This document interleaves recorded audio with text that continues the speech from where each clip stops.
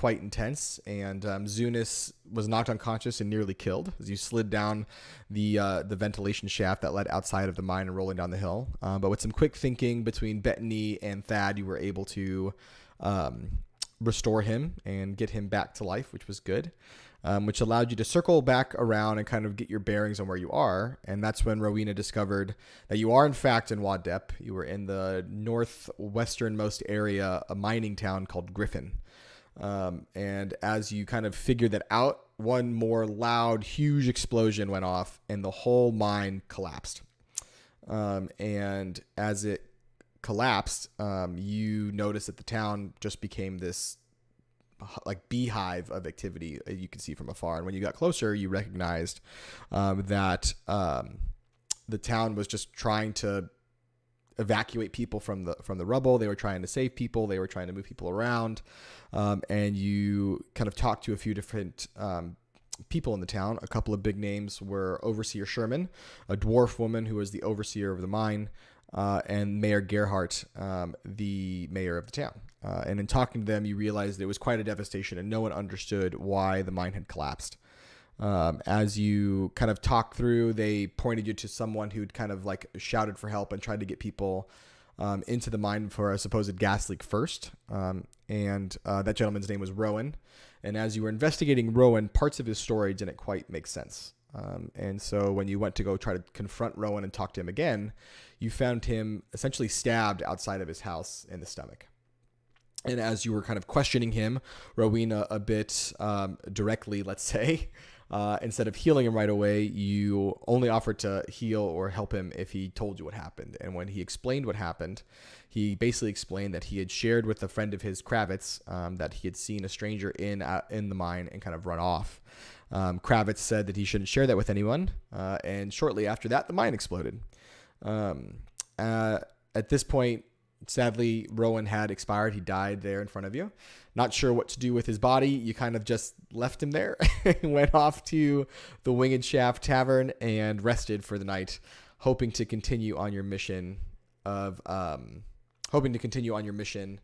in search of Watcher Sim. And I think that's where we left off. You are in the Winged Shaft, and it is dawn, and you are starting to awaken and come down into kind of into the main area that was kind of used as a makeshift hospital. There are still some people in here some wounded lying here, but not as many as before. But the town is still a bit devastated is a word, but you can just feel this palpable tension in the air of people just unsure of what to do, and that feeling of uncertainty is very present. And that's where we'll pick up. What would you guys like to do?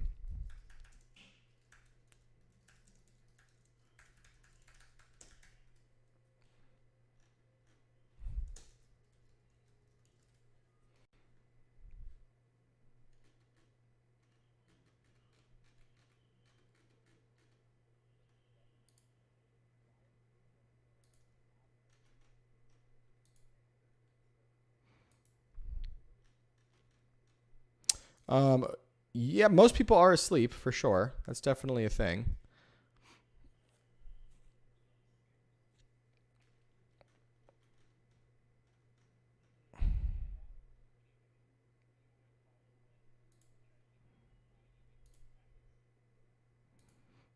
Yeah, you could ask around. The people around here would know who Kravitz is, so it's definitely a thing.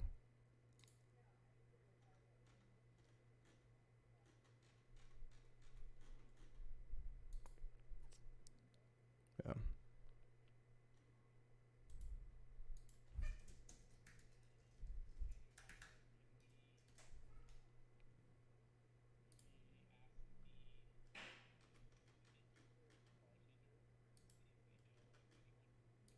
Head downstairs or wherever the kind of the bar.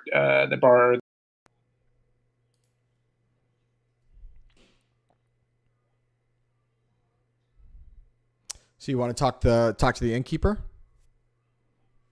Yeah.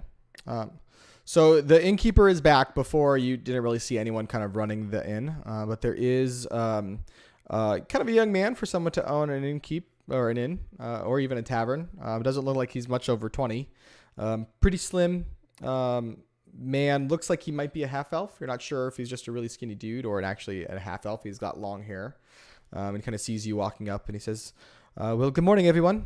Did you want something to eat?"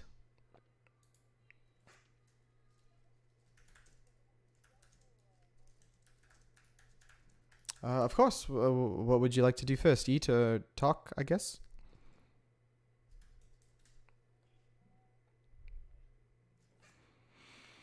Okay, well, let's. We do have some ready-made food. The the available selections are eggs, of course. We have some sausage. I believe I can probably work up to get a little bit of juice. I don't know what we have left. Most of our stock has gone to helping the wounded.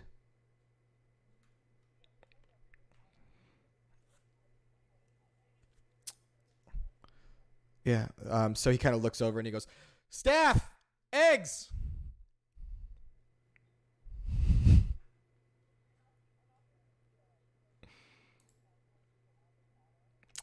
I don't believe we have that, but I'll certainly try. Karen.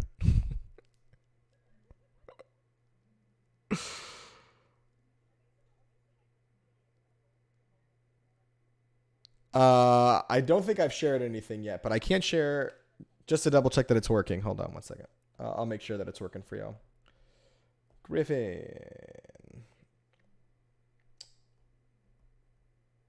Let me see if I can get the map going again for you. Burp. Burp. Okay, tell me real quick if you can see that on the external screen. Cool. Cool.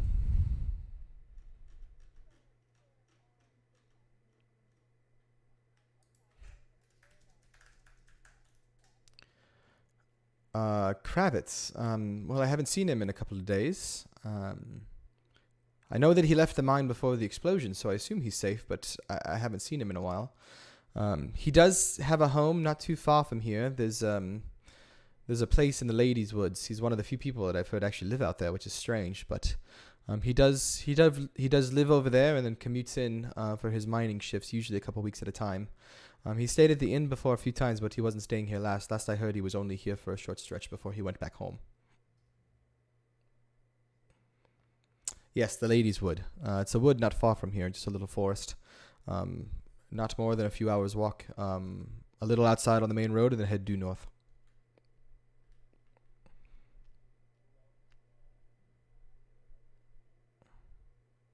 To my knowledge, I honestly don't know. Not too many people would live there. He says he likes it because it's serene, whatever that means.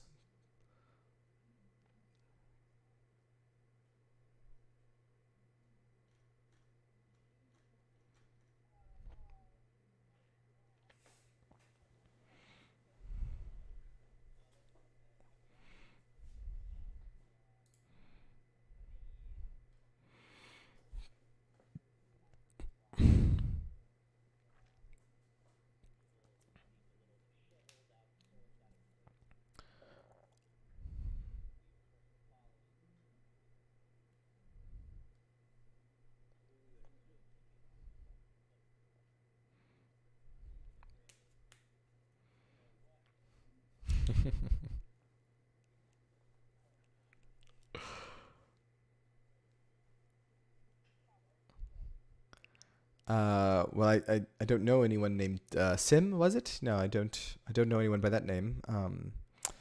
There was a man that I saw. He didn't stop in the inn, but I did see him head out of town. Apparently, he bought some supplies before he left. From what I heard from the provisioner, he was heading towards Wadep. Fastest way to get there would certainly be along the high road. At least the safest way, I could say. You could cut near the south portion of the island and head behind Mount Wadep, but that's not always the safest. We don't quite know what's in there. It's one of the few wild areas on this rather city-like place, but you could, if you were trying to catch up, you could certainly shoot around the south, around the mountain. Or I would probably suggest, if you don't want to deal with anything unsavory, that you head down the main road.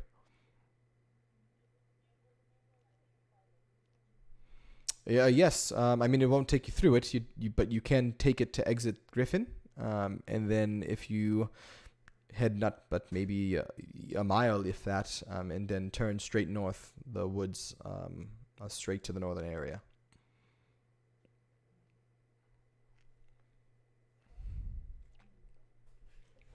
Oh, you're very welcome. Oh, here are your eggs, by the way. Feel free.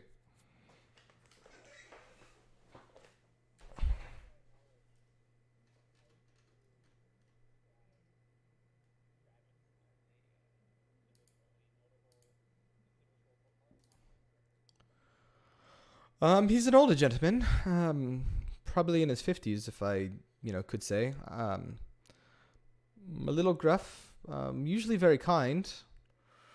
Dark hair, a little long, maybe to his shoulder. He is missing an eyebrow. I don't know how else to put that kindly. Apparently, with some kind of accident, part of his face was burned. Luckily, it only got the top part of his portion, but he only has his left eyebrow. Not that I know of. I've never seen anyone. He has mentioned that he has a wife, but I've never met her, so I assume perhaps she's at the house with him.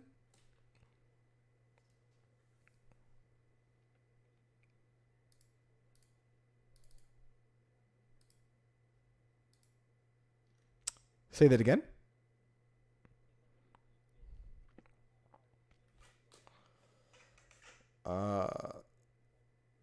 Yes. I mean, he's been here as long as I can remember. He's always been a miner here.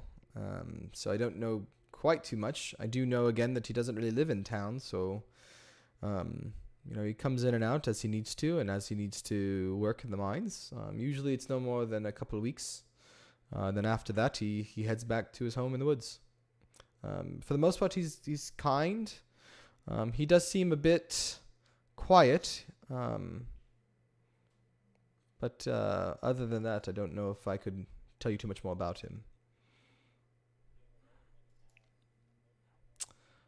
Oh, no. From what I heard, that was an accident he had many, many years ago. Probably before I was even born, quite frankly. He doesn't really talk about it much either. Truthfully, I've seen people talk to him about it, but he gets dark when people mention it. So I assume it's a sensitive subject for him.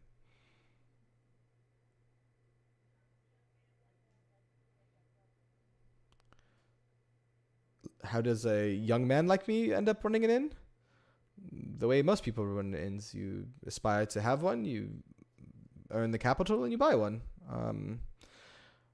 Quite frankly, Griffon, the wing shaft has been here for quite a while, but the former owners were not, what's the best way to put this, very prudent with their money. So I moved here not too long ago from Castleton. Had a little bit of funds and assumed that I could probably make a name for myself here.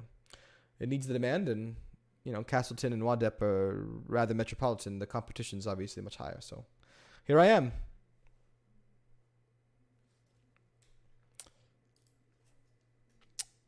Well, I didn't say how old I was, but that's a good assumption, I guess.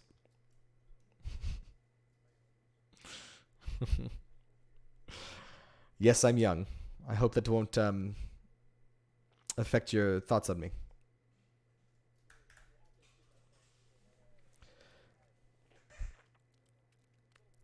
Uh, I assume that's a strange cultural thing from whatever background you are, blue man.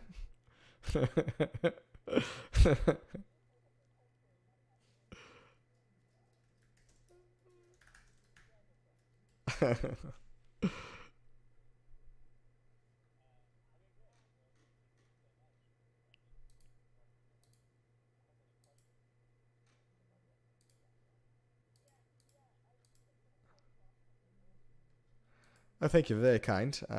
That actually will pay for your food. I appreciate that.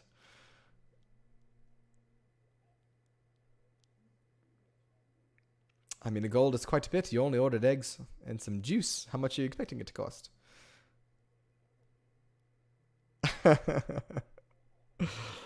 Yes, I've heard of this phoenix. It's quite a beast. So you guys go and get your food. So essentially, you have a few pathways in front of you, let's say. You can try to follow Watcher Sim towards Wadep. There's two choices on how to do that. You can head down the high road, which is the main pathway to it. You can also try to do what the barkeep kind of said and swing around south behind Mount Wadep, which is like one of the few, is the only mountain peak on this island. But that could be a little bit dangerous. And then you could also try and follow towards Kravitz and go to his home in the Ladies' Wood. In fact, to help you, in the inn, there actually is a hung picture map of Wadep. So let me pull that up for you guys so you have it. So you can kind of make some decisions on where you want to go.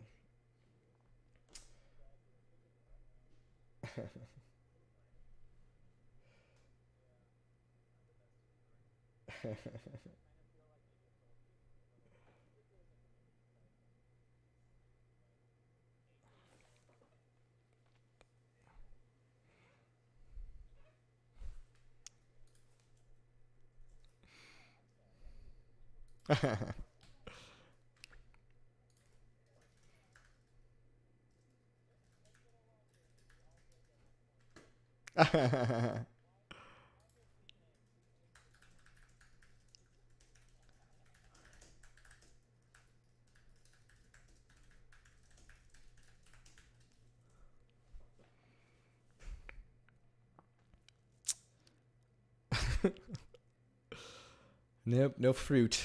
No fruit in this random tavern. So you are in this very top. Yeah, you're in Griffon.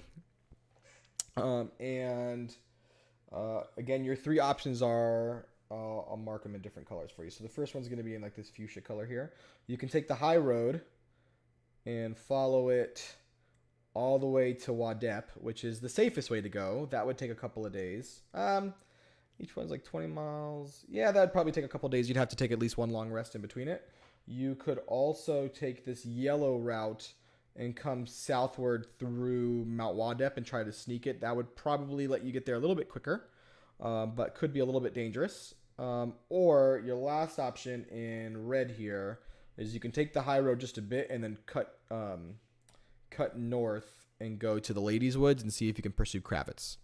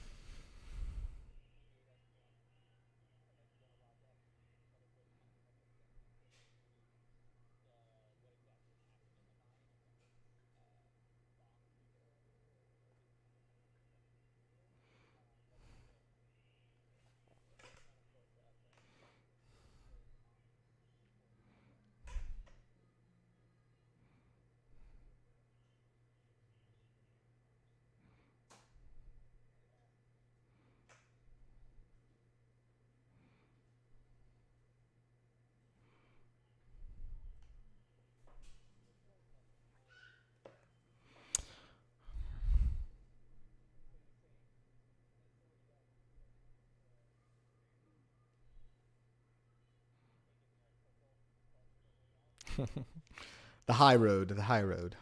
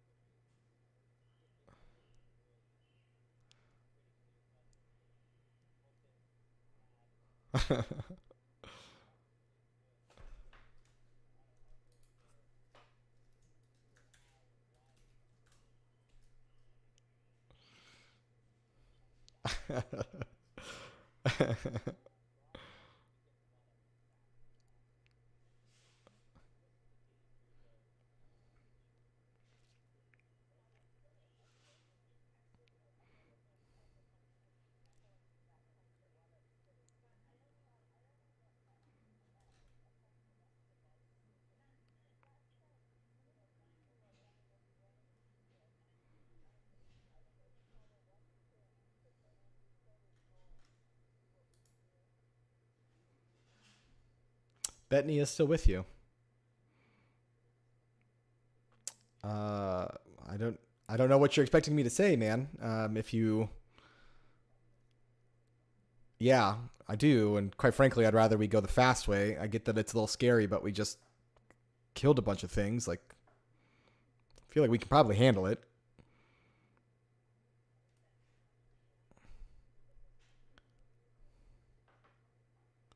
Okay. So what do you want to hurry this along?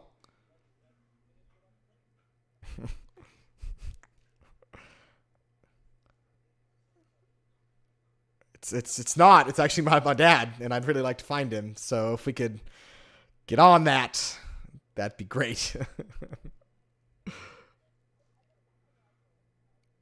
Okay.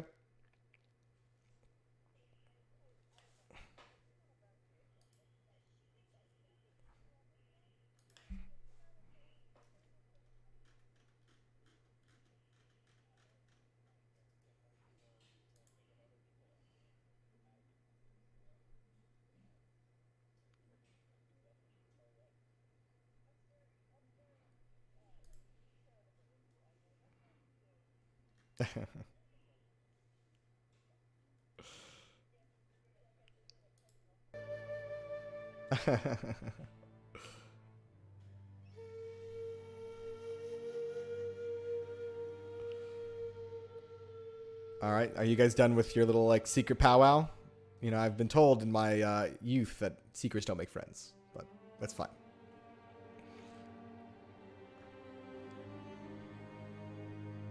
Yeah, me, I get it. You're talking about me. What's the problem? What do you need?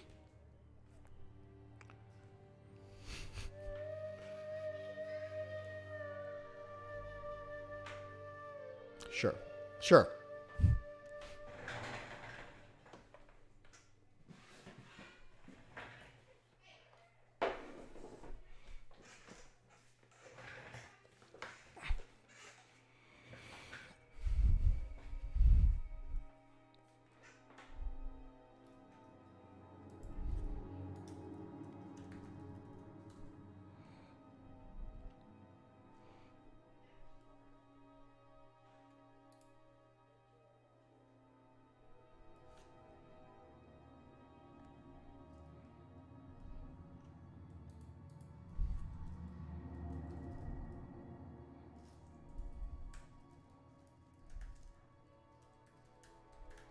So what are you trying to find out exactly?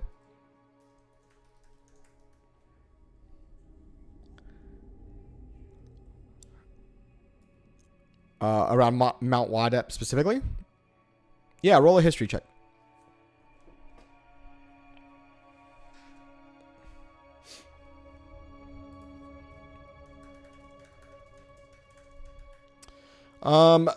I actually roll with advantage because you've lived on this island your whole life. You would know a lot about it. So just want to see how much you know because you're gonna know something for sure. Just how much? Okay. So Mount Wadep is like one of the few uncivilized areas of this island. Most of it, like we talked about last time, is really covered in city. It's almost like if New York City or London was just like scooped up and thrown into the air. But this is one of the few places where it's actually not covered in buildings. There's a lot of wildlife in this space. There aren't a lot of trees. It's mostly grass and foothills that lead up into this mountain space.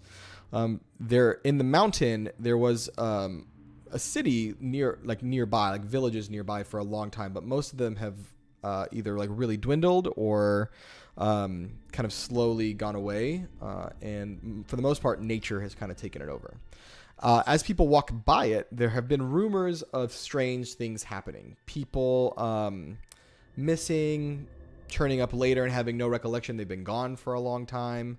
There have been rumors that orcs have been seen in the area, which is strange. And you would know this about orcs, like, you know, in ancient times, orcs were just considered evil, but now that they've kind of been forced into this space, in a lot of cases, they're almost just considered a little bit more neutral and not always hostile, but they're very territorial. So there have been some sightings of that. You've seen them, people have seen them here and there, but for the most part, they keep to themselves.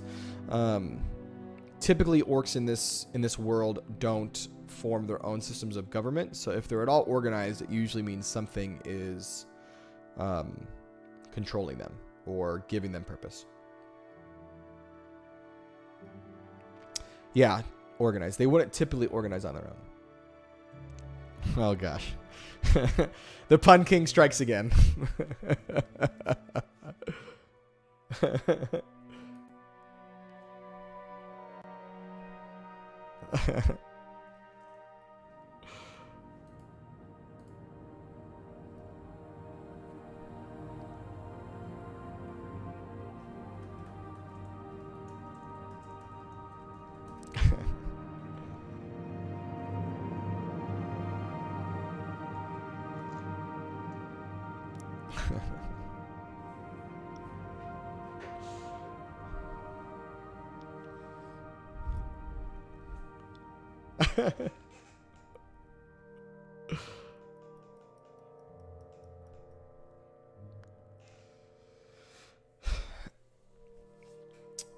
So the high road, because you have to go another like probably 15, 20 miles, would take you, like, you'd have to long rest somewhere in the middle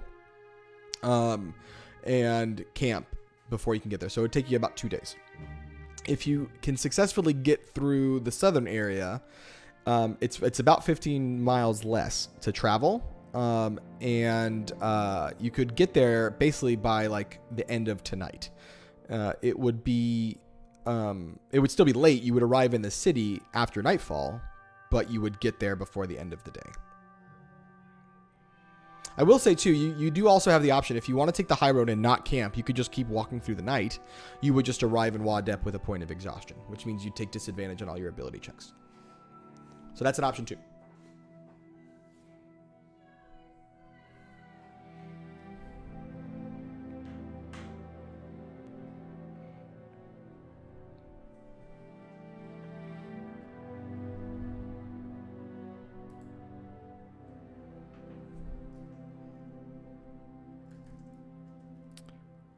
At Castle Wadep? No. So you don't really know where Jackson is currently.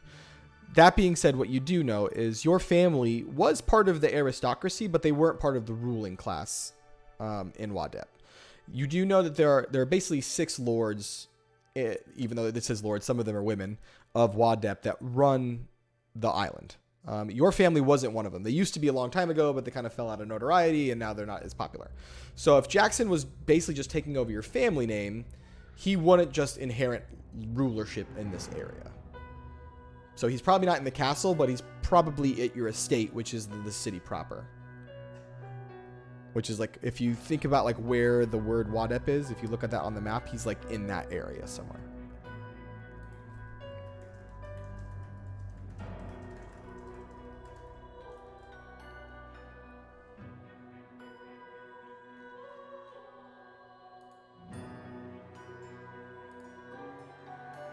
Zunis, what's your vote? I say we go in the direction of Mount Wadep. All right, Thad? Or Watcherson, yeah. I say towards Mount Wadep. Rowena? I think we can handle the mountain. And Bettany, deep down, I too want to get to Wadep proper as soon as possible. So I say the mountain. Well, that's fucking great. I don't know why we had to fucking vote for this shit, but fine. God, I'm back to the startup. You do notice she's like taking her like juice or and starting to drink it. You swear that you smell more like a mimosa than an orange juice. And on her wrists, you see some of the tattoos that she has start to glow just a little bit again. Okay, She's are we going? drunk. Or are we gonna sit here and wait all day? Because my dad's still out there. Sassy, you can go on your own. Let's get going. Yeah, let's. Wait, were your tattoos just glowing? Yes. Zunis, have you asked Bettany yet how old she is? Or I assume you're of age. Okay, that is the creepiest come on I've ever heard. Fishman. Second of all. 2, you're not my type. 3, Well, I figure down this road. I figure if you're traveling with us, you should at least get a. I should at least what now? What about the other guy, Cogburn? Oh, that remember how bad that turned out? You need to have an age limit.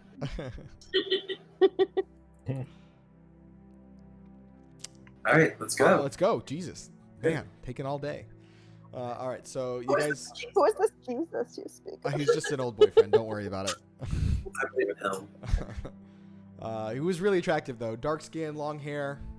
He had a way with people, you know. so you guys start heading out of the winged shaft. You're starting to walk through town, and as you're passing by Kravitz's house, Rowan's house, you do hear from behind it, just as about you leave town, this loud scream. And so you assume someone have discovered the bodies. How are you handling this? Are you guys just trying to hightail it out of town, or are you going to be like, oh, we should probably stay and check? Well, you said at Rowan's house? Yeah, you hit past Rowan's house. Because, again, you just left his corpse out there, and it's pretty early in the morning. Oh, God. What were we thinking? I think we should just don't look, but keep heading out of town. Okay. So you guys don't draw suspicion. You guys are walking out of town. So far, no one has come to stop you. You do make it on the high road, and you're walking through. You do notice that now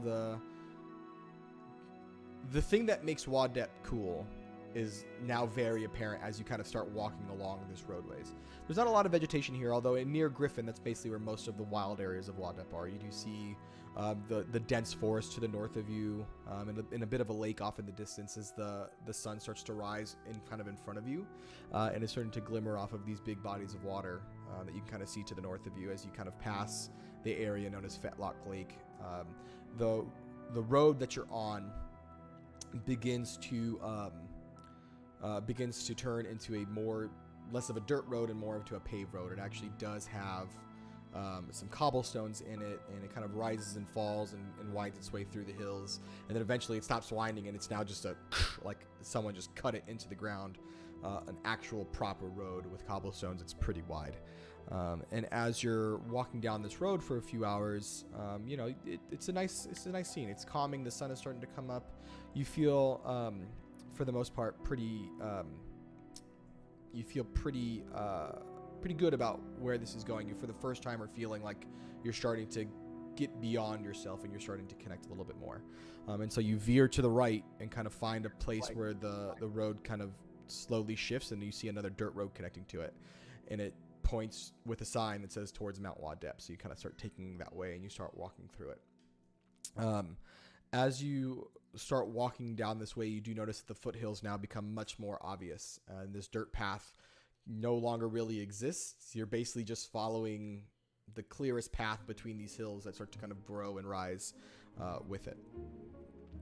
As you start doing that, you notice now that the hills are kind of above your eye line. You can no longer see beyond you. The hills have kind of started to take over some of that stuff. And as you are doing so, you hear this like guttural, not yelling, like not shouting, but yelling, almost like there's a language that you can't quite perceive occurring from beyond the next hill. And you can't quite make out what it means unless any of you can speak Orcish or Giant. Can any of you speak those languages? No. Cannot. Negative. So yeah, you're not sure what it is. People. It does seem to be aggressive, and it does seem to be at least two different distinct voices. What would you guys like to do?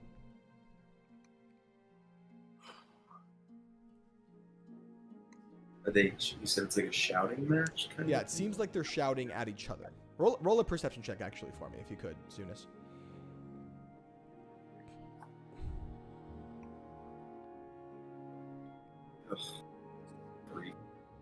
Yeah, you can't see much. You can't tell much, but you can tell that there are at least two distinct voices. You're not sure if there's more, but you can definitely tell that there's at least two. I kind of want to. Are we? Yeah, you said we're on a path right now, right? Like a dirt path? The path has kind of disappeared behind you. Now you're just walking through like free range hills, but the hills are pretty tall. So like Can we deviate a little bit from can we still stay on like the general direction of the mountain, but deviate away from the shouting, maybe head over a little more south and head sure. I guess more southwest and head away from it. Are you trying to like just avoid it completely? Yeah. Okay, I would like everyone to roll a stealth check for me.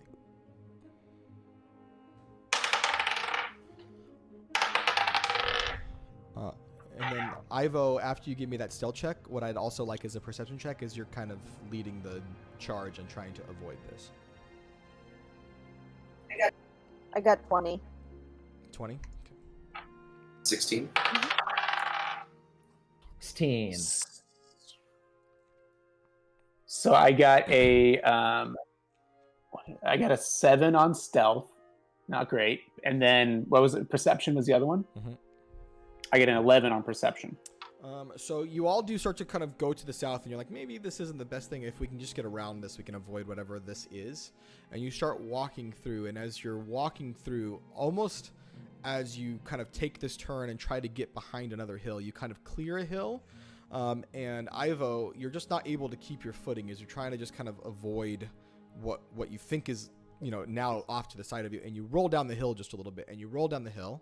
And as you're rolling down the hill, you finally like just catch yourself on what feels like just almost like solid metal, just like whoosh.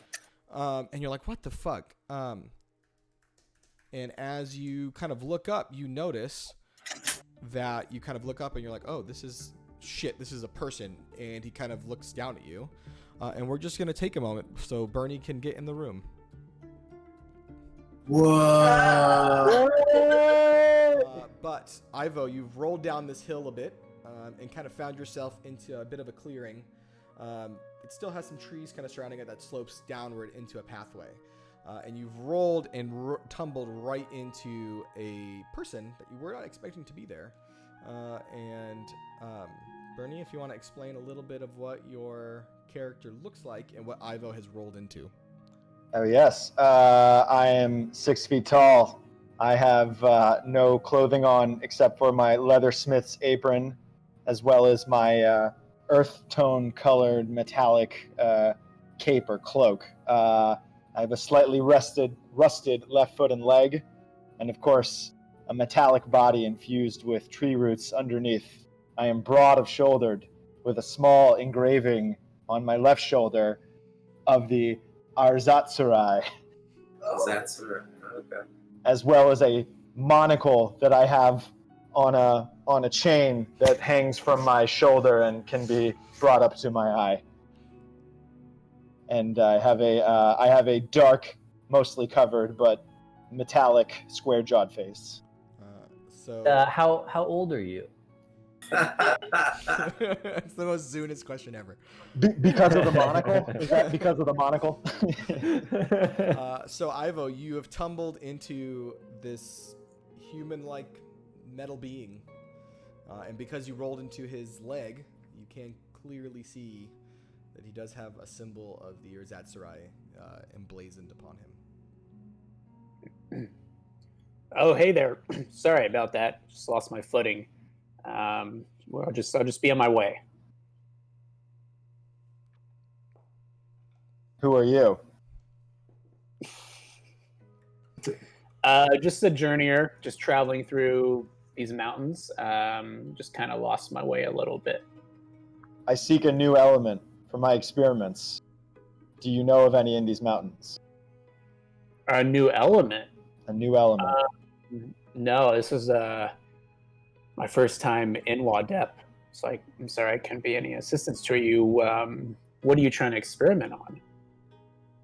I'm trying to fill in the gaps of knowledge in my mind so that I can create further weaponry in my arsenal. Try the club friend. The club friend. You are clearly no use to me. Do you have any friends who have new elements? We got a guy who looks like a fish. So as you Perhaps guys we are, have the elements to offer you, but if you want to join us, you guys are having this conversation, the guttural shouting starts to get louder, and now you're hearing the ground just kind of like poof, poof. And now the shouting almost seems a little bit like it's laughing. Like it's like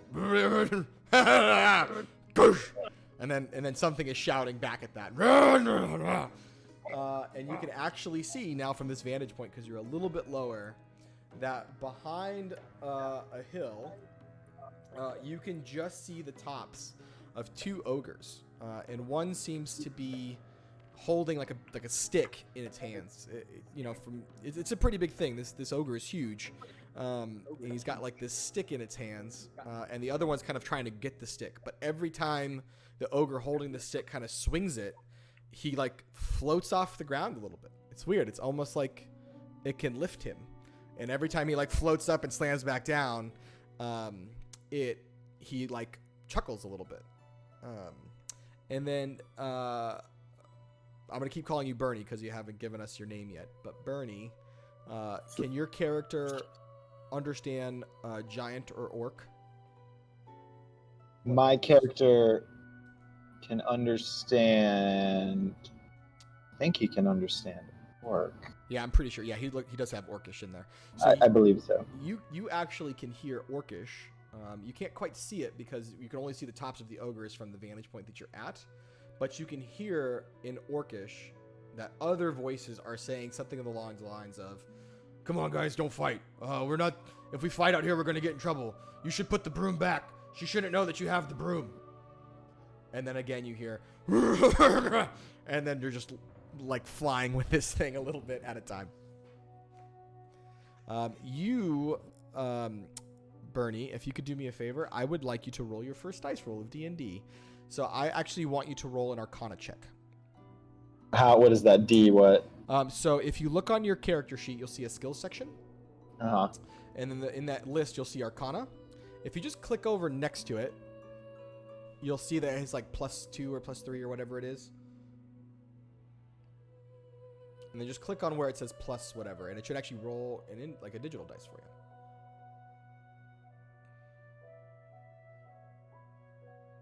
This also does seem like the element that he was looking for, the ability to fly. And let me know if you need a hand finding it. Yeah, no, I'm getting there. Arcana, skill, +3. I roll 17 +3 is 20. Nice. Okay, so you know immediately what this thing is, especially given your background. The ogre somehow found a broom of flying. And the ogre is just a little bit too heavy for it, which is why every time he swings it, he floats just a bit, but slams back to the ground. But this is an item that lets them, that can let a creature or two fly on top of it. I want the broom. It's up to y'all how you decide to get it. I'd like to talk to the group and convince everybody that we should save this one creature from this from the ogre.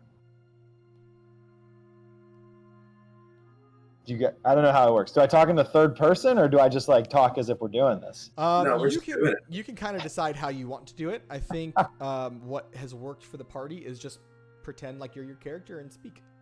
Fair enough. Apologies for the noob status. Hey guys, I think we got off on the wrong foot. My name's Dent. Den? My name is Dent. D-E-N-T. Like Bucky. That's... You guys seem like quite the interesting party. What with this guy who rolls into me and the fish that was alluded to. What is your purpose on this mountain? How'd you come up fast? Well, I don't know if we can trust you yet, but there was a thing with Watcher Sim, and then we had a little gnome child following us, and there was a sequence of events. We broke out of prison. Now we're on my home island of Wadep, hoping to find Watcher Sim, a noble person of the Temple of Helm. I see. Back in Searle. Well, What's with your tattoo? Your Urzatsirai symbol. I was made by the Urzatsirai. It is part of my past and my backstory, which we can talk about later. Oh, Oh, it's just like the dog. Oh, they got all sorts of stuff going on down there. All Time sorts. being, though, what's this element you're in search of? Not a specific element. In fact, I think we should not get too hung up on the element at all. We should pretend as if that was just some general thing that I'm after and not necessarily my overall purpose or quest. I was very focused on that element. You see, I don't like to talk about this a lot, but I'm somewhat of a robotic created creature, and often I get too hung up on the individual task in front of me. I'm a very straightforward being in that respect. Oh, he is. You know, I don't get that reference at all. Great, what? I don't understand that reference. Film, you say. This is, but you guys seem like somewhat of a noble group, and I believe that we should go over there and see if we can reason with this troll. Wait, can you confirm that you do not hold to the nihilistic viewpoints of the Erzatzorai? I do not hold to the nihilistic viewpoints of the Erzatzorai. It's comforting. And there are giant ogres afoot. That's good enough for me. All right, so you guys kind of are still undiscovered on this kind of foothill area. Where you are now is a little bit like, it's not quite over the other hill. The ogres are, and apparently the orcs are in this area here. You can see the tops of the ogre heads, and Dent has heard the voices of orcs in that same area.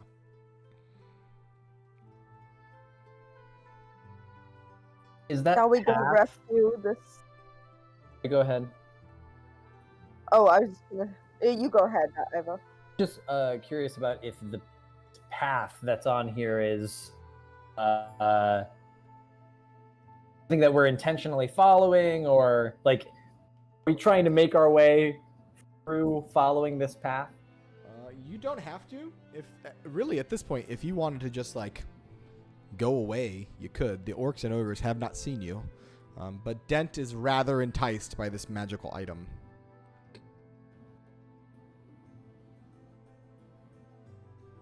Oh, I muted. Whatever is necessary. Wow. I will help you on your quest, or I will part ways with you, whichever you prefer.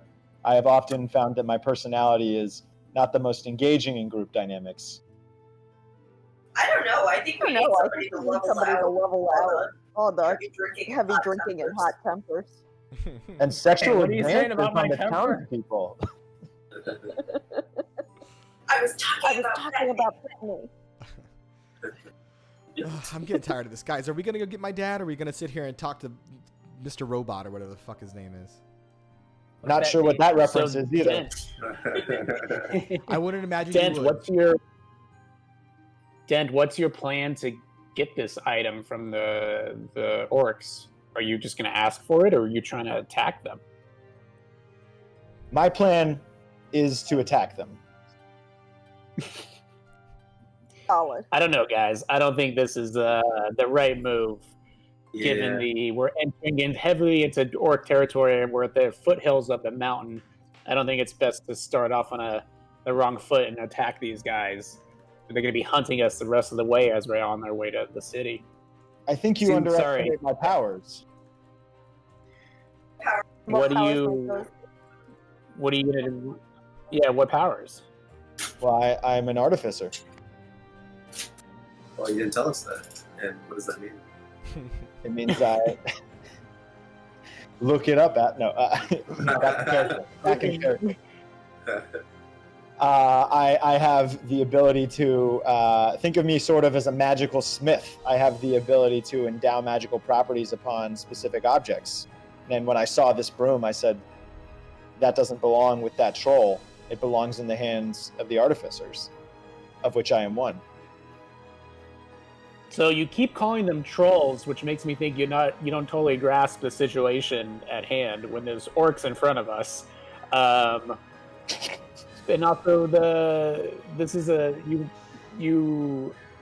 Are you saying that you can help us out and give us magical objects if we help you out? That's exactly what I'm proposing. I'm proposing a barter. So I'm just gonna show you a quick image of what you see, like at least the heads of what you see In Discord or Oh God. on the map. So you see the top of one of these things, although it does seem to be, what's the word? It does seem to be a little more jovial than what's in this image at this point, because he's swinging around a broom that's making him fly a little bit. Yeah, that guy's quite a bit bigger than us. He is Can you quite tell Yeah. how many places there are? It's more than two, right? Roll it, yeah, more than two for sure. Roll a perception check. Let's see if you can kind of discern what you've got. That was a 4. A 4. No, but you know it's at least 2 or more. I mean, you could see the tops of the 2 ogres kind of yelling at each other, but you can't tell what else is there, and you don't speak the language, so you can't differentiate. I'd like to pull aside the original party for a moment. Dent, it's very nice to meet you. Let me talk to my companions here. Oh my god, are we really just gonna have another conversation about this? I swear. Hey, Bethany, at least you're in this one, so cool it, okay? I'm on your side. Bethany, look, if we want to make sure that we are as strong as possible to help your father, we have an ally in front of us. Okay. Sure. As a dwarf, I have seen my fair share of constructs. I think that this certainly may be a warforged, though, unlike any that I've seen before. But they are creatures of great strength, and I really think we want this one on our side. We should try and see if we can deal with it, especially if it was built by the Izatsurai. It's a good chance he might have some, or it. I don't know. I don't presume it's gender, but we might have some valuable information to be gained by just taking out a couple of. I don't. First of all, I don't trust any of their Izatsurai, much less whatever thing they've made here, and I think this is a really stupid decision. So if we're going to kill these things, let's kill these things, but I don't think we should have a long-term relationship with whatever Rusty Leg over there is. She's also saying this loud enough so Rusty Leg hears her, because she doesn't give a fuck. Rusty Leg also doesn't give a fuck and chooses not to respond. I just want to bring up this is a small consideration, but we have the pieces of that dog in the bag of holding. So maybe Rusty Leg could put the dog together for us, and that could be a new defender and friend. Sure, let's make more of these things. What a great idea! All right, Bethany, here's a tip. You gotta learn to go with the flow on this questing thing. Is your dad dead? Or dying? Yeah, my fiance killed him. Okay, Oh well, God, I didn't know that. I'm so sorry. I didn't. We all come from broken homes. I don't know if I'm sorry. I didn't mean to bring that up. I'm really sorry, Rowena. I didn't mean I'm to. sorry. I'm sorry. I see myself in you, and I want to prevent you from making the same mistakes I did. Okay, I mean, that's really... You're right. I'm just a little anxious, and I'm really worried about my dad. So if this is what we have to do it, then let's just do it. Yeah, I definitely understand that. All right, let's partner with Rusty Leg. Right, Dent. All right. Do we have to attack these things, or would it be possible for us to at least try to barter with them for this magical item you're seeking? So I would like. Oh, go ahead. No, please. Oh, I was just going to say that, the idea of not attacking hadn't even crossed my mind, which is already making me pleased that I asked you guys to partner up. And therefore, I would love to try an alternate to war solution, strange as it might be to my kind. And I think this is worth a chance. Thad, roll a nature check for me.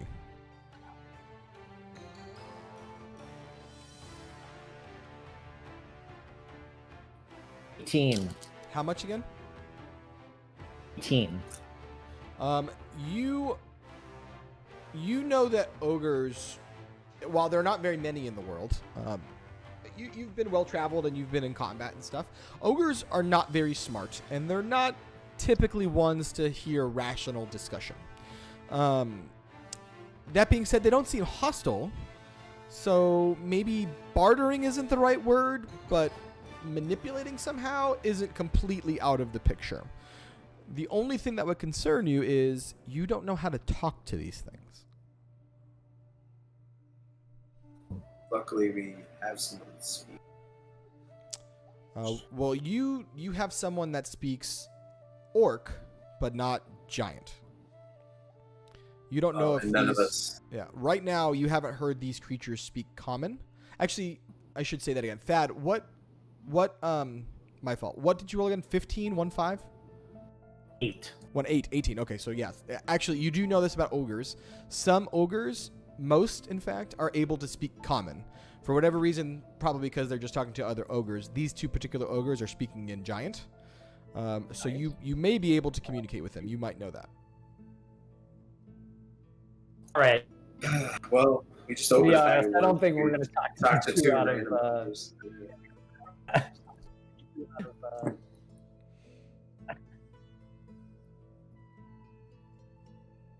So what could we potentially barter with?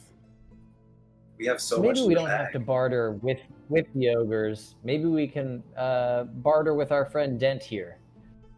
Dent, we can't get you the broom.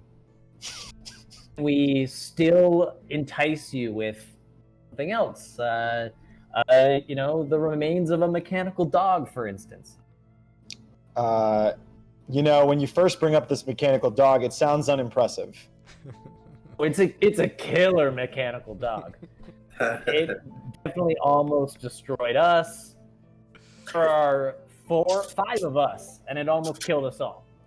And you've tamed this dog. What have you done with it? How is it in your possession? Do you know like a deconstructed burrito that you might get at Chipotle with all the different parts in all different places? I got a Chipotle burrito earlier today, so I'm very aware of what a deconstructed burrito would look like. It's all the ingredients, but just not put together. So the dog could theoretically This is be the made into this constructed hypothetical burrito of a burrito. dog. Yeah. Dent, stick with us. We're going great places. Say that again? We're going great places. We're literally looking for the literal underpinnings of this world.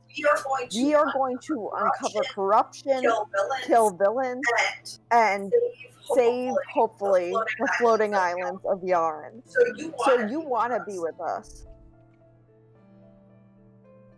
If this is truly your purpose, and you have anything better than a deconstructed mechanical dog, I would love to team with you. But otherwise, I will need something out of it. Some gold. Gold? How much gold? Name your price. Can I ask the game master a question? Of course. What would a robot do with gold? Currency is currency. You would need it to buy things and sell things. I see. You would definitely know this, though. This metal dog thing that they're talking about is what's called a steel defender. Okay. And specifically, artificers make them. I see.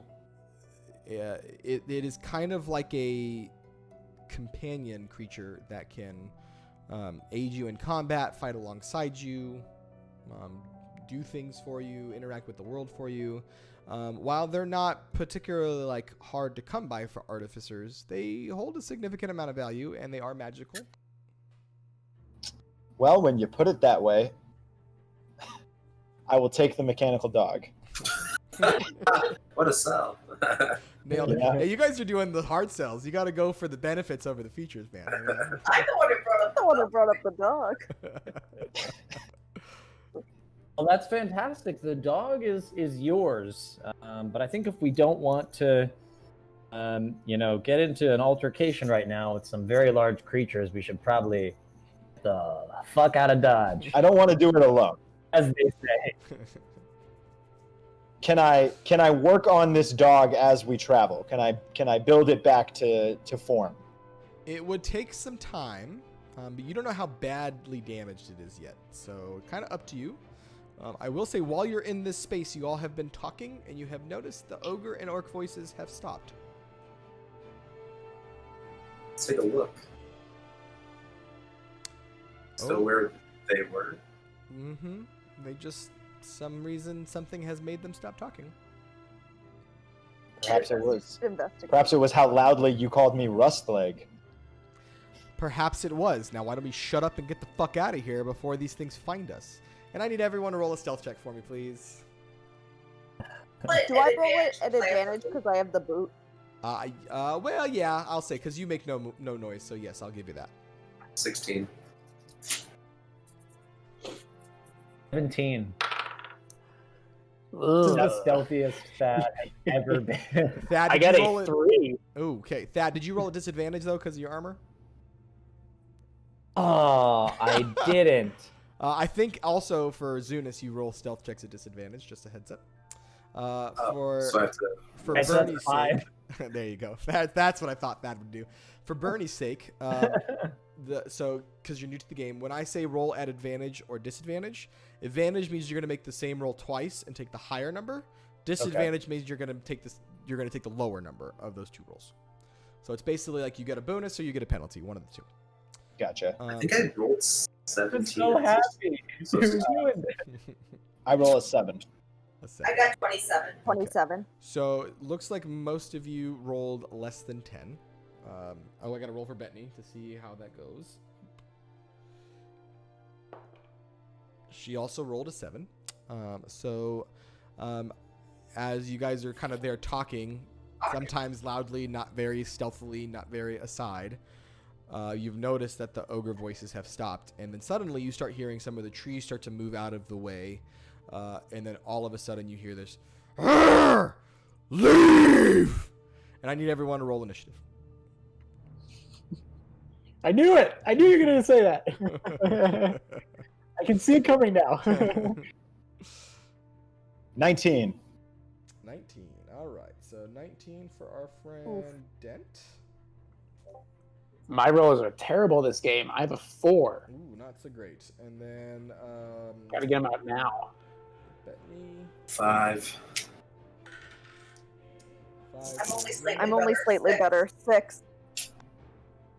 And then Thad, what'd you get? 15 for old Thad.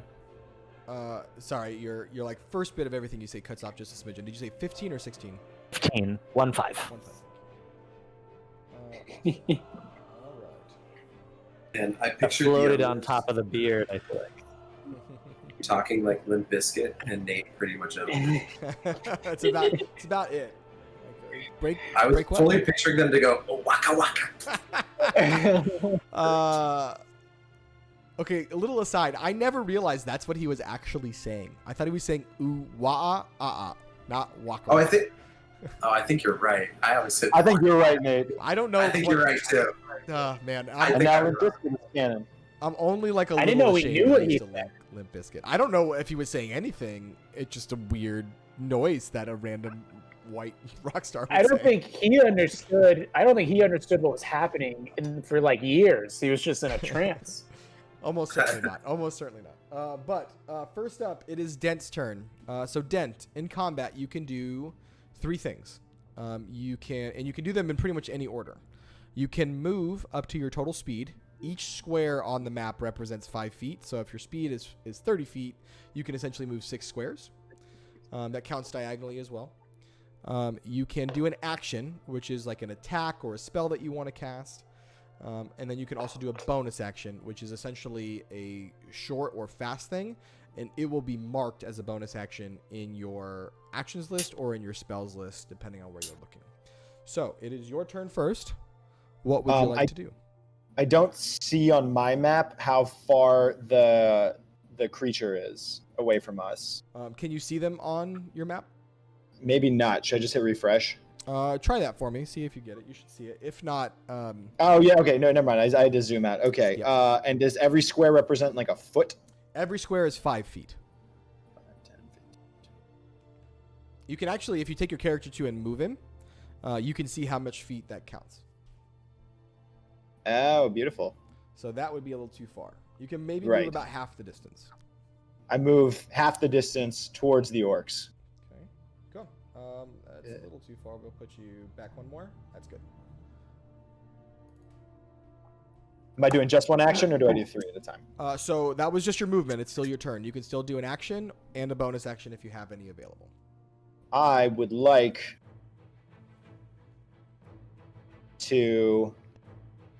I would like to Ray of Frost attack. Okay. And who are you aiming for? I will say from that vantage point, the only thing you can see over the hilltop are the ogres. Yes, and I'm aiming for the ogres. Okay, which one? I'm aiming for the lower ogre. Okay. So Ray of Frost. Let me just check it real quick.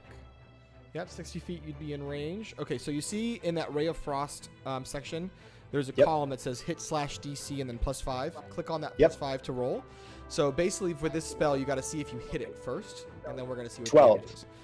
12 is... Let's see if that's enough to hit. It is enough to hit, so you can now roll that 1d8 to see if you do damage to it. Oh, mine's... Oh, sorry. I rolled the wrong one. Give me a sec. Frost, 1d8. I got 8. Nice, alright. 8 points of damage to the ogre as a little bit of the frost kind of goes up his arm. Still standing pretty tall. These ogres are pretty huge, and they're not going to be easily damaged. Anything else on your turn, Dent? I can do a bonus action, you said? If you have some to use, yes. I attack with Eldritch Cannon Flamethrower. Wait, no, I can't at 15 feet. I want to just check one quick thing, though, on that. I think you're on the right track. I think first, though, you have to actually put it down. So you can use an action. So the first thing you have to do is you have to use an action to build that thing, and then a bonus action to attack it. So your next turn, you can put it out on the field. Cool. Then that's it for me. Cool. So that's going to bring us then to one of these orcs who is going to see this. And the first thing you're going to hear is, in common, "She, you idiots! We shouldn't have been here!" And he's going to run around this hill and get right up to Dent because you're the first person he sees. And he is going to try and hit you with his great axe. So he takes a swing at you. Ooh, and misses widely. That'll end his turn, and that's going to bring us back to Bettany. What does Bettany want to do? Bettany. Where are you, Bettany?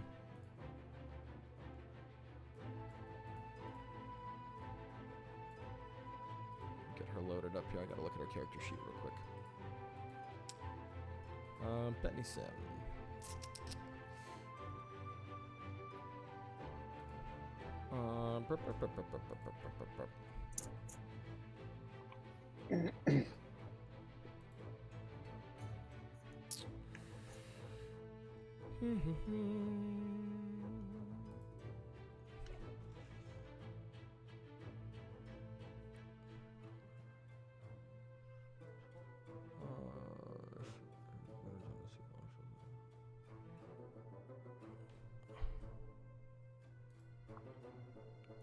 Okay, so she is going to cast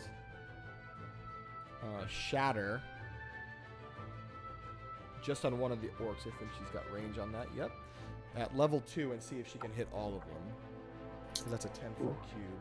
So she's going to get a little bit closer, and she's also going to say, "See? We shouldn't have been here!" And she's just going to get as far as she can. Very and sassy. then you're going to hear, as she kind of intones this poetry, that's how she casts these spells. And she says, "Stupid ogres, shatter!" And then you just suddenly hear like this glass tinkling from over that space. And everybody in that area needs to roll a Constitution saving throw. So let's see if we got... first one fails. Second one fails. Third one fails. Wow, okay. Keep going now. And one more. That one succeeds. So these first 2 ogres are going to take 3d8. and they are going to take, not bad, 12 points of damage. So you're going to take 12 points of damage. And you're going to take 12 points of damage. And you're going to take 12 points of damage. And you're going to take 12 points of damage. You're only going to take 6. Okay, so you hear from the side there, like orcs and ogres just scream in agony as they clutch their ears and hear this just loud breaking noise on top of them. And then as she kind of wraps up her turn, she says, is that all you got, you stupid robot? And she actually gives you a bardic inspiration as her bonus action. So you're going to get an extra dice to roll to ability checks if you'd like. When it's your turn, we'll come back to that. But that ends Bettany's turn and brings us to another orc who is hurt. So he's just going to run down this way and throw his javelin at Bettany. And he will hit Bettany, doing how much damage? Let's see real quick. Doing 6 points of damage to Bettany. Is her hit point? She's still pretty good. She's got a lot. She's at like 25. Also, Rowena and I were wondering, should we be back at full? Yes, everyone should take a long rest if they haven't already to account for them getting back to full. Okay. Yeah, it was literally at 0 last time. So. Yeah, you were almost done. It is now Thad's turn. Two.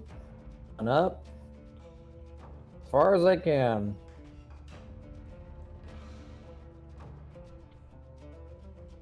It's not that far. Yeah, 25 feet I think is what you got.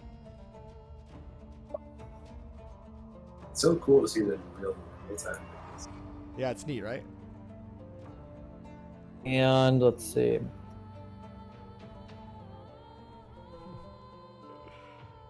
Okay. And I guess I'm going to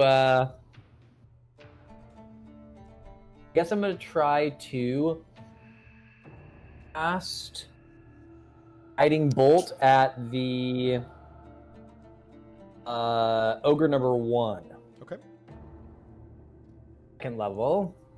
And is that's a hit DC, right? That's not something I have to roll? Yeah.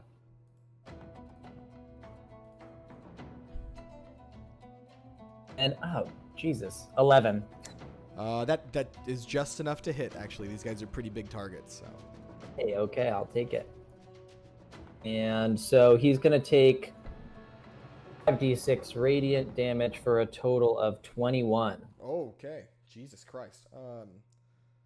Oh yeah, my incantation, of course, was nailed it. Just you just like feel Helm in the sky just go, oh God. But yes, you do a huge hit to this ogre who like stumbles. This is actually the one that was holding the broom. And I'm gonna say he drops that broom. So he's dropped it on the ground at his feet. You can see that, and he took a big hit. He's not doing too That's well, what we came for. but he is still standing, not dead yet. Anything else on your turn, Thad?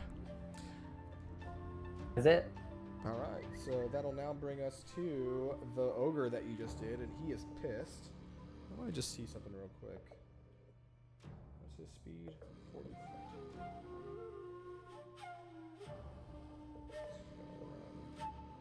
Oh yeah. So he is going to charge straight this way and get there. What's his range? Oh man, he really wanted to go after you, Thad, for that hit, but he's not gonna. So he's just gonna run right into this spot and just go for dent. Since he's the first target he kind of sees in front of him, and swing his great club wildly at you. Dungeon Master? Yes. Did he get the broom back, or is that still on the ground? No, it's still on the ground. Love where your head's at. Love where your head's at. He does Here, hit, this would be he does arcade. hit dent. And dent is he just boom, like whacks you with his great club. You take 13 points of damage. 1-3. And where do I mark this? On the your health points, on your hit points in the top right, if you just click on it, you can measure your damage in health from there. So also, do I just wait? Oh, I see. Dungeon Master, can a robot theoretically just have his parts replaced as well? Like for the sake of the game, it still counts as getting health. Gotcha. Like, could we give him like a dog's head or something? We'll see where we get. Always with this dog. It's the atomic dog, dude. I feel like damn it. That'll end that ogre's turn. That brings us to Lady Rowena. What would you like to do? I'd like to walk about 80 until I'm about 80 feet away from 01, and I'd like to shoot at him with my short bow. Okay, it's not there. Go ahead and roll your attack. He is currently engaged, so you get advantage, and you also can add your sneak attack bonus.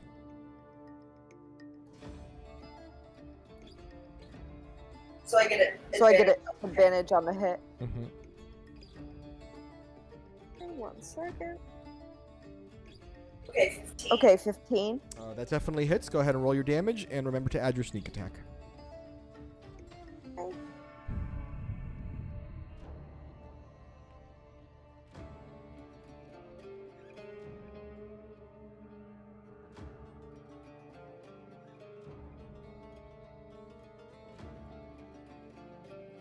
Twelve. 12. All right. This ogre is still alive, but he is now on his knees as he's really in pain. This arrow went through his throat, and he is not doing very well. Anything else on your turn, Rowena? Good. Cool.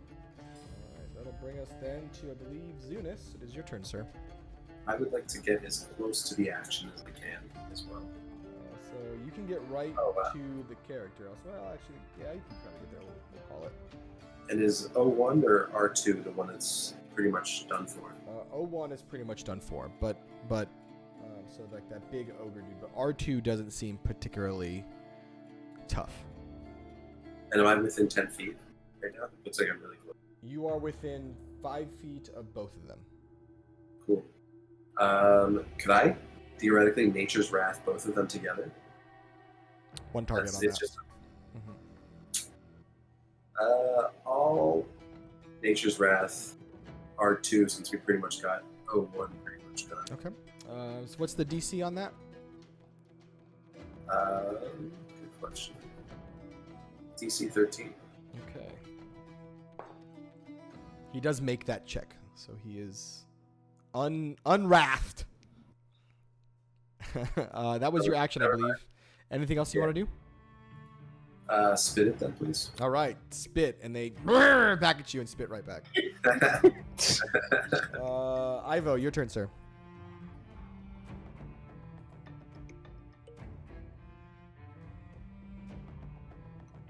Sorry, it's on mute. Okay, great. Let me. Let's do this. Can you put me? Oh, can I move myself? I forget. Can I do that with the new map? Or Should no? be able to with that map, yeah. Oh, look at that. Okay, I'm gonna put myself here to kind of be in the action, but I also want to position myself in front of Rowena. Okay. And then is that? I'm kind of in the middle of it. There we go. I want to use my crossbow, and then with it, can I do sweeping attack on both R2 and 01? I don't think you can use. I think sweeping attack has to be with a melee. Oh, it's a melee weapon. Oh, shoot. Okay, let me just do. I don't want to get too close then, so let me just do. We already got enough cooks in the kitchen right there next to them. I think these guys can handle it, but I want to help out a little bit, so I'll just do the crossbow to. Let me try to finish 01 off. Sure. Go ahead and roll to hit. All right, here we go.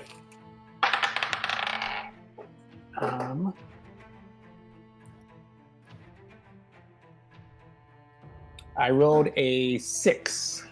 Miss. The low rolls continue. So remember, you do have your fighting spirit as an option. which lets you take advantage per this turn. And it also gives you 5 temporary hit points. So not that you necessarily need the hit points, but if you wanted to get advantage, you could basically your turn order would start with bonus action for fighting spirit, then attack with advantage for that turn. So just a thing to consider if you want to do that. Can I do that now? Even though it's out of order, can I do it in this turn? Yes, I will let you retcon a little bit if you'd like to. Just make sure you check off one of your Cool. fighting spirit boxes. Okay, cool. So I'll do with fighting spirit and try again. To short bow to a 1. All right, go ahead and roll again. And hopefully get something better than a 3.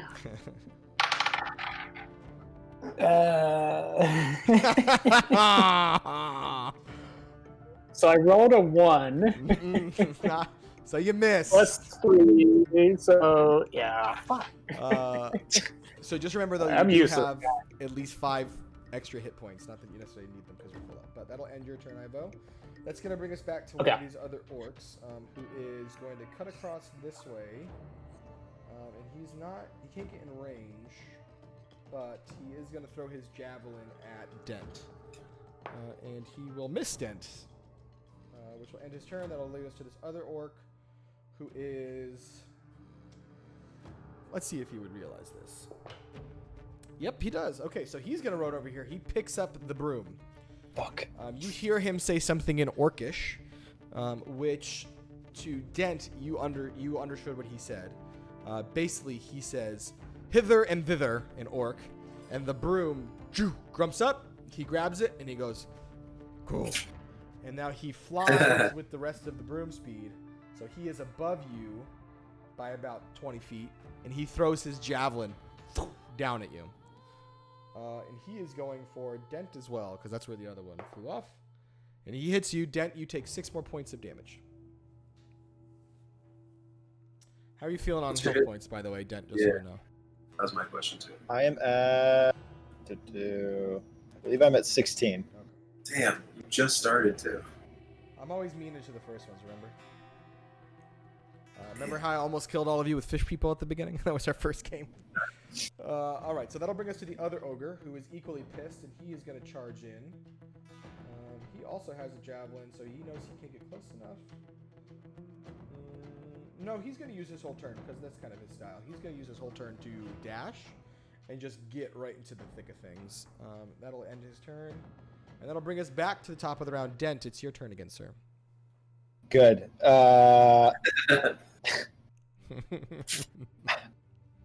Sorry, give me one. Legends. I would like to attack orc number 1. Excuse me. Wait, yes, the big ones, right? Orc? Ogre. No, Ogre. Yeah. Ogre, excuse me. The O names are confusing me. I'd like to attack ogre number 1, not to be confused with the troll that I said earlier. No worries. I would like to attack him with...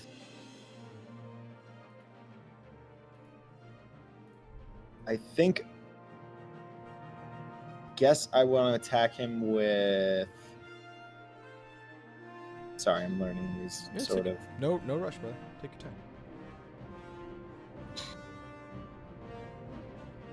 With Firebolt. With Firebolt. You can do that. Couple things to note. So Firebolt is a ranged spell. Okay. If you are trying to use range with someone that's in your melee range, so he's like right next to you basically, you roll that at disadvantage because it's harder to hit point blank trying to get that spell off. Okay. Then I don't want to use Firebolt. What I want to use is Hand Axe. Okay. You want to hit him with your sword or your axe? Yeah. So go ahead and roll to hit if you'd like to do that. Do want to. 17. That hits. Go ahead and roll the damage now. 6. All right. So you just like run it, and you just like make connection like right on this giant ogre's stomach, and you just pull down on it, and his intestines just flop out, and he falls backwards dead. So ogre 1 is dead. Well done. All right. Anything else on your turn, Dent? Yes, I think, and you as game master can tell me if this is not an option, but for my bonus action, am I allowed to expeditious retreat?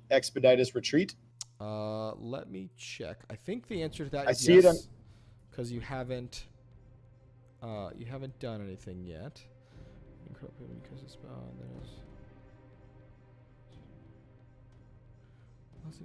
when you cast a spell, and then as a bonus action, each of your turns until the spends, you can take the dash action. Yes, I believe that you can. Sweet. And do I have to retreat to my original position, or can I pick just a You can point? pretty much go wherever you want. So just a couple things to note. It basically lets you take the dash action, which means you can move double your speed. That being said, it doesn't let you disengage. So anytime you leave someone's combat area, they get like attacks of opportunity at you. Basically, pot shots. They can try to hit you as you retreat. So just note that you are in range of R2. So if you do try to get out of his combat range, he can try and take an attack at you. Versus him just trying to attack me if I'm directly in front of him normally, right? Correct. Yeah. Either way, he's probably going to get an attack. So it's not a bad gamble because he might Right. miss. Right. So just something to note. You also something to note for your character as well. You have a spell called Shield, and Shield is a reaction. So when someone tries to hit you, you can cast Shield to try to elevate your armor class above what they rolled. So, and if you can I cast spells whenever? Not whenever. Usually on your turn, but you notice if you look next to Shield, it says 1R. That means it's a reaction. So a reaction you can cast outside of your turn when someone does something to you. So in this case, if someone attacks you and they roll what your armor class is, you can cast Shield to try to increase your armor class and make it harder for them to hit. Gotcha. Okay. So then with all that knowledge, I'm going to retreat. I'm going to do that retreat. Okay. Back here. Cool. And we're going to see if R2 was able to hit you. He was not. He missed. Sweet. He was not. And so question, if he had been able to hit me, could I then cast Shield? Technically, yes. You could have tried it, yeah. Cool. All right, so I think that's going to end your turn then, Dent, and that'll bring us back to R2, who sees one of the ogres goes down, freaks out a little bit. He's going to try and circle around here and get to Zunis's side, and he's going to go in for Zunis with his great axe. 3, that will hit you, Zunis, so you are going to take... I knew I shouldn't have said it. You shouldn't have. You're gonna take 9 points of damage, Zunis. That's what you're being a dick in the chat. 9 points of damage. Wow. I said it was your playground. I said you're good. Yada yada. That'll end his turn and bring us to Bettany. Bettany now over all of this stuff and everybody just stopping her progress to her dad. She is gonna cast Dissonant Whispers also at... Actually, you know what? I want to check one quick thing first. Where is that feature set?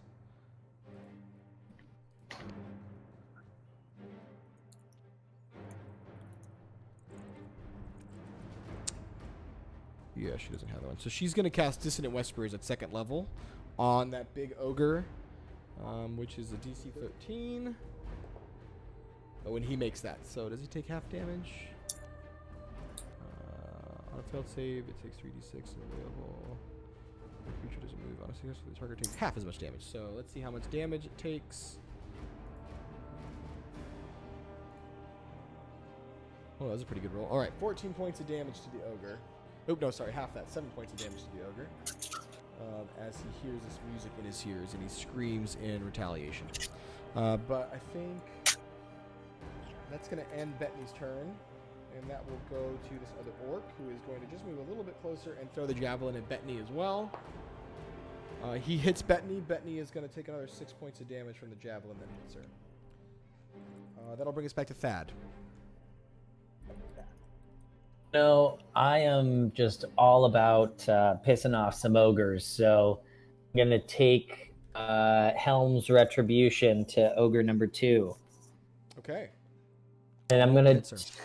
to two-handed for that. I already, in order to wield handed, I have to be holding a shield, right? Say that one more time.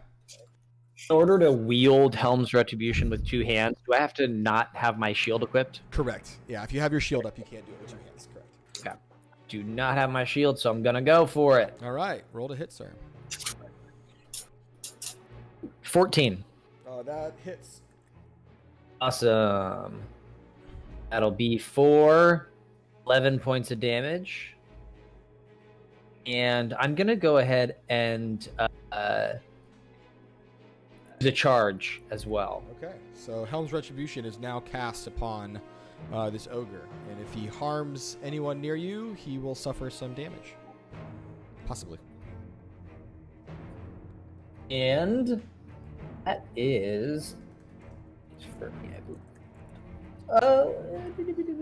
yeah, that's it.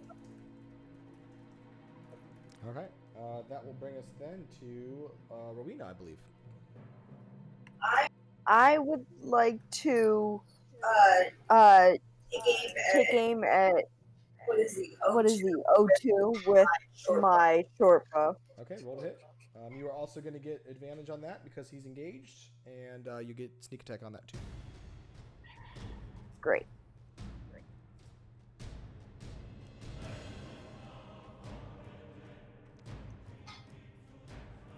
18.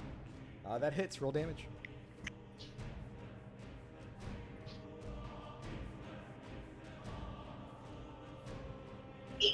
$18. 18 points of damage. Nice, good hit. Okay, so another huge hit from that short bow from a distance. This ogre screams in pain as he gets this arrow just through his shoulder. He's still up, but not feeling very good. Anything else on your turn, Rowena? I'm just gonna walk forward a little bit to be just behind Iva.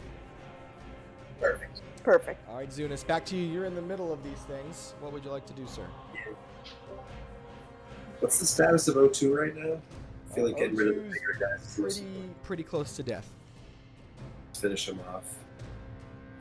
Can I use my broadsword? Mm-hmm. Also, Zunis, I thought you picked up that trident last time, didn't you? I don't. Let me check my equipment. Yeah, you did. We I gave do that have to a you because trident. you're a fish guy. That's right. Yeah. Yeah, actually, the one you have isn't the right one. Hold on. Let me change that because you should have a magical trident. I'm gonna add it into your inventory. Manage equipment. It was a trident +1, I think. I was wondering why you weren't using it last time. I always go with my spells first. Which isn't a bad thing. Yeah. But I've got that trident equipped now. If you'd like, I think one, it'll give you a little bit more range, so you don't have to be right up on it, and it gives you magical bonus. Cool. All right, let's use it. All right. And if you're using it with 2 hands, it is 1d8 + 3. But first, see if you hit. Okay. So just a d20.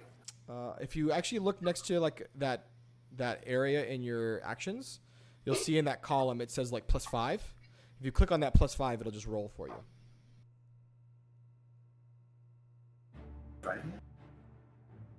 You might have to refresh your screen. Oh, yeah, I didn't do that. Holding. Okay. 15 + 5 is 20. All right, so that hits. Now you can roll that in that same area. It says 1d8 + 3. If you click on that, it'll roll for you as well.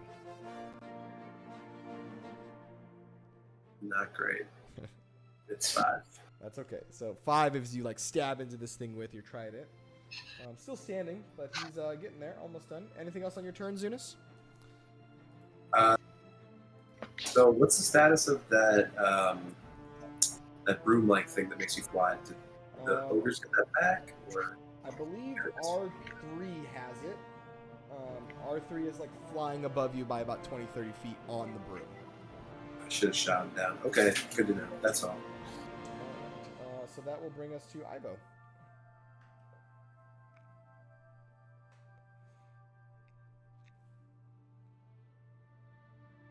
You're still muted, by the way, brother.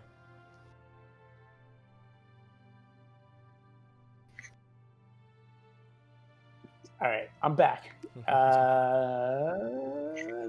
Okay, so I want to take care of this O2 business. So I'm gonna go right next to him. All right. And then I'm gonna use Fighting Spirit again. Okay. So you have advantage. And then try to, since I'm right next to him, I'm gonna use the old Shatter Spike to try to take this big beast down. All right. Here we go. Not a shitty roll. Here we go. Ooh. 23. All right, that definitely. There we go. Nice. So go ahead and roll your damage now. So 1, 8. Wait. Shoot. All right, I'll just do it here. May I make a quick comment? Bernie, I don't know if you noticed this, but we have a chat that we mentioned quite a few times. Yeah, you keep tagging me in it. Okay. I wasn't sure. Do you know how to get to it? Is the question. Yeah, you click Yarin-chat, and then you write something like, hey. Yes. If you want your video up at the same time, I wasn't sure. in the bottom corner of that video, there's like a pop-out button, and you can Yeah. put the video on one side and the chat on the next, if you want to see both. Interesting. On the bottom corner. And then Ivo, how much damage did you do? 9. 9. All 9 right. damage. So you like just give him a huge whack, kind of frustrated that you haven't been landing blows. And trying in a way to prove your potency, you do just cleave this dude's arm right off as he falls down to the ground dead. So nice. Both ogres are dead. The orcs are still alive. It is in fact the other orc's turn. Seeing that both ogres are dead, they freak out and they want to run away. So this one is going to use his dash action and flee. That will end his turn. That brings us back to R3, the one who's got the broom. He is also going to flee. I'm going to say he's on the broom, so he can get pretty far. He's run off this way as well. And you hear him say, well, Dent is probably the only one who can understand because he's speaking in Orcish. And he says something along the lines of, come, the hag will want to know. And then they all take off. No. Dent, that brings us to your turn. There are 2 orcs still in your view line. The other 2 have ran off. Right. Then I am going to range attack R2 with... Let's see. I'm going to range attack R2 with good old-fashioned Firebolt. I believe he's... Yep, he's in range. Yeah, it's definitely within range. Totally. So go ahead and roll to hit. Go ahead and roll to hit.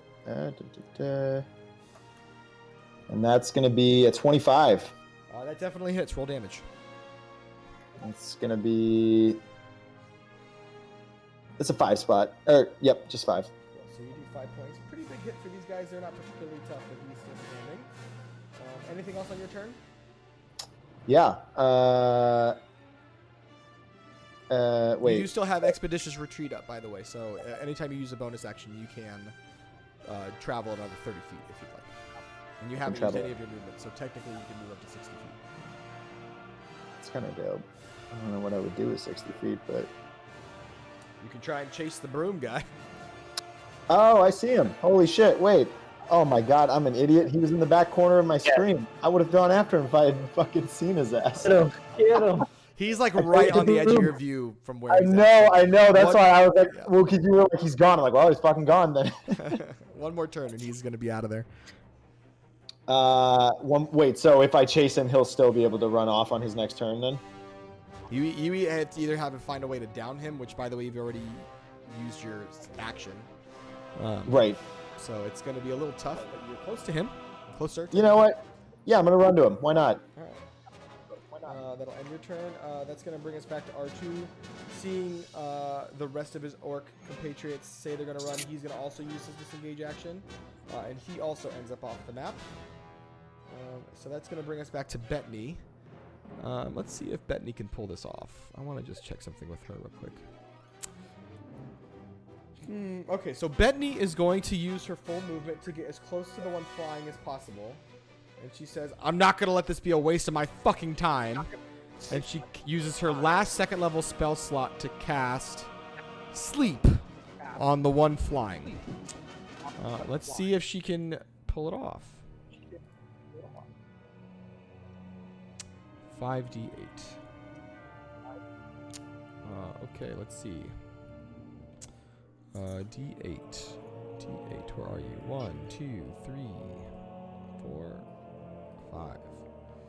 Roll. All right, she's got to beat like a 15 or so. Oh, nice. Okay, she rolled 29. Okay. So the one on the broom, just about to fly out of reach. She's just within eyesight of it, and she says, "Go to sleep, motherfucker!"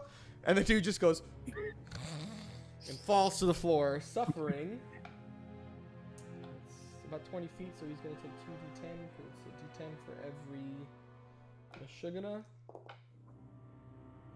He takes 6 points of damage as he falls and hits the ground, but he is still asleep.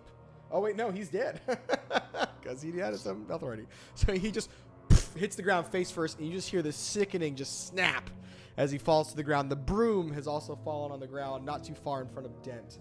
And Bettany says, "See ya, dumbasses. That's how you do that." And that will end her turn. Bringing it back to the other ogre, who is already kind of clear of the map, and he's just gone. He's used all of his dash action, and he's off. The rest are fleeing and not stopping for it, so you guys are successfully out of combat. The orcs have started to disperse. The broom is on the ground a few feet in front of Dent. What would you guys like to do? But also, yay, Bernie didn't die on his first play. He died. Actually did pretty good. Nice job. Way to look over your skills. Nice stuff. Can I pick up the broom? You can, in fact. I pick up the broom. So you pick up the broom, and you inspect it. Inspect it. I'll say because you already ran a check on it earlier, you know exactly what this is. So I'm going to link it in chat for all of you. Hold on one moment. And I'm going to add it into your inventory as well. So it is a broom of flying. Hit it. Dent. Oh, it's so lightweight. Very Harry Potter. Very Harry Potter. Yeah. I will say I'm always a little worried whenever I add an item that lets people fly in games because it's very world breaky. But I think it fit the storyline well, so I tried. Does it have limits? I guess I should probably read up on it, but does it have limitations on how much we can fly with it? It has limitations on how much weight it can hold, which is one of the reasons why the ogre couldn't get on it. And it also has limitations of range. But you do have it in your inventory, Dent, if you'd like to peruse and see a little bit more of what it does. But you are all there and around this space. As Bettany sees you pick it up, she says, "Okay, Rusty Leg, are we gonna see more of you, I guess, or what?" Yes, I am indebted for fighting with you guys. I feel the strong bond of a warlike unit of soldiers, and I will follow you on your quest to free Bathsheba's or Bettany's dad. Bettany. Well, whoever's home world that we're freeing, I will join you. That's the kind of She doesn't ask too many questions. I like to see. All right. I like this guy. Yeah. So you guys have successfully kind of cleared this area. You have heard a couple of things. One, there's apparently a hag nearby. Up to you if you want to continue to pursue that, or as Bettany would say, get about your business and head towards Wadep. Try to go in that direction. Say we get about our business. Yeah. We got at least. Onwards. Yeah. Are you guys going to rest here for a bit, or are you just going to power through? Are we exhausted? Do we need a short rest? It's only been a few hours travel. You haven't taken there, and you left pretty early in the day, so it's really only about midday. You can still get to Wadep City before night if you continue. Kind of up to you how you want to handle that. Yeah, I say we keep moving. I say we keep moving. Okay. So you guys do kind of continue onward from this place. Let me switch the maps here. Nice onward reference. That's right. So you continue onward from the area behind Mount Wadep that you're on, and you start circling through. And on your left, you see Castle Wadep, which is one of the seats of government in this area, and most of the aristocracy either live in or around this area, or the lords use this space as a defending fortress. It's not really the city proper. It's a little bit outside of it in terms of strategic location, but it is considered to be one of the seats of power in Wadep, or the seat of power in Wadep, and as you kind of see it to your north. As you're walking down this road, though, I would like a marching order. So who's in front? I'll go first. I'm stealthy and I roll- know the area. Can you roll a perception check for me? Yep. So DM, real quick, where are we on the map? Are we past? Did we make it past the Mount Wadep, or are You we? have. Yeah, you're past Mount Still, Wadep. You've been traveling for another couple hours. It is starting to get into like the we're closer to like Castle Wadep. Yeah, you're basically like due south of Castle Wadep. You're almost in the city. You're probably like another mile or two from the city proper. Cool. But you can see the castle because it's pretty huge. Okay. I got 7. 7. So you can't quite tell what it is, but there does, on this road that you're traveling down, because you're getting close to the city, you can see on the main road not too far away from you, or like the roads that kind of scatter away from the castle, that there is a fast-moving caravan moving away from your direction. You can just see that there is a banner at the front of the caravan. You can't make out what the banner has, but it seems to be like hauling ass away from the castle. Ivo, can I ask where are you in relation to this? By the way, would you stay up near the front, or are you kind of guarding the rear? I would definitely be up at the front. I would be second behind Rowena. Can you roll a perception check for me then as well? I certainly can. Love that we always walk the road for kindergarten class. I rolled an 8. An 8. Not great. Actually, I want you to roll an advantage. It'll make more sense if you make this roll. Nate really wants me to get above an 8. Well, it actually, if you make it, it might make sense. What if I told you I got less than 8? So no, you don't know. You can see. Yeah, that wouldn't be enough to see it from here. So you can't make out what the banner is. You think it looks familiar, but you're not sure.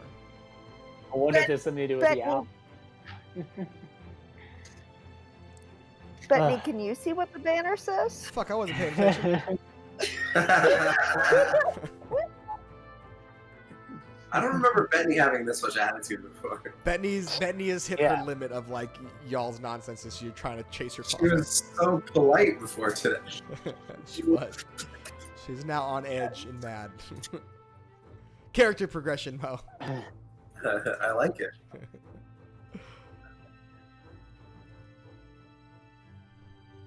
Kind of reminds me of here when we used to fight Dan.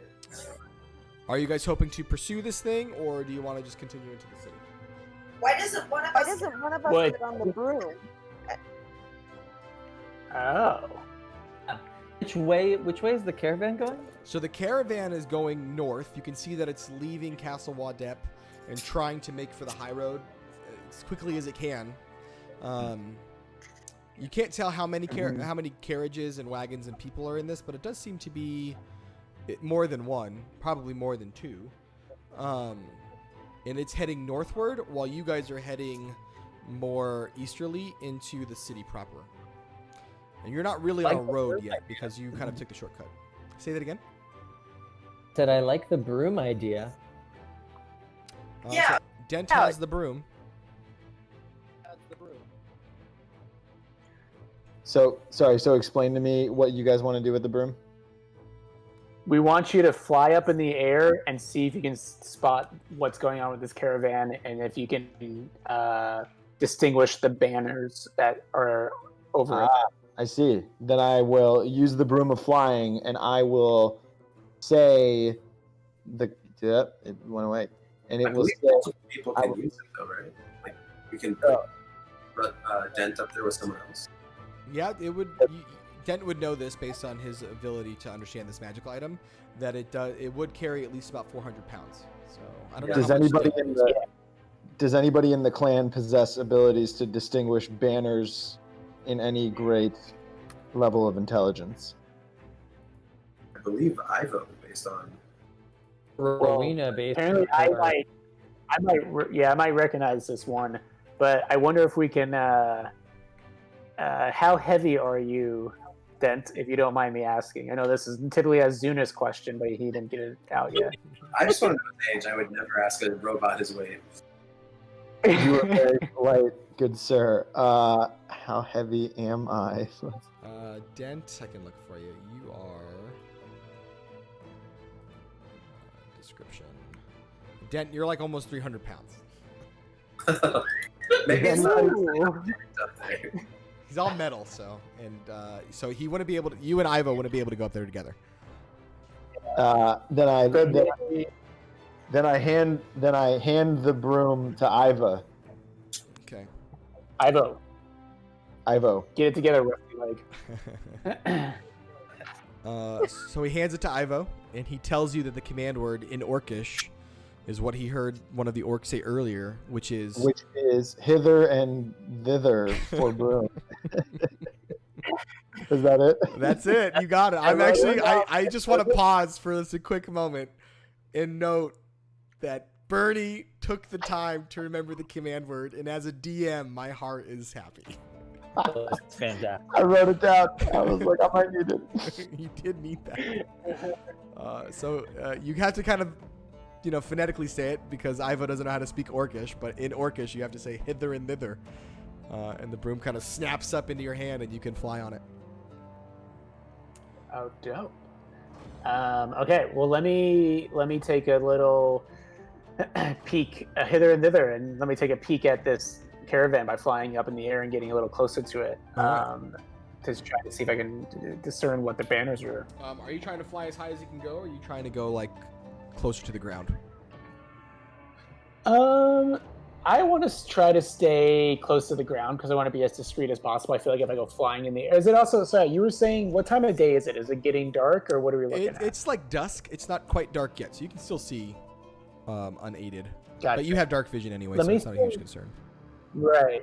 I would say if it's dark, I might go in the air, but if it was completely dark. But since it's not completely dark, let me stay on the ground. That way I won't be as spotted as much in the sky. So you're kind of like motorcycling. Think of it like trying to speed off towards this thing. Right. Okay. Go ahead and roll another perception check. I'm going to give you advantage again now because you're getting closer to this thing. Ooh, come on. Damn. First one is 16, first one.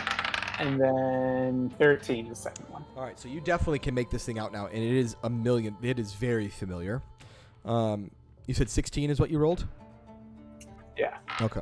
So it is less of like a banner and more like a battle standard. It's like a long, thin banner, kind of like portrait mode, not landscape. And it is a slate bluish gray field with a downward pointing sword that seems to be breaking a crown. And you immediately know and recognize what this banner is. It is the symbol of the Lordless crown, or the Lordless sword, which is the former mercenary organization you were a part of. With Yao? With Yao. And basically these Lordless are escorting this caravan due north away from Castle Waldep at a pretty quick pace.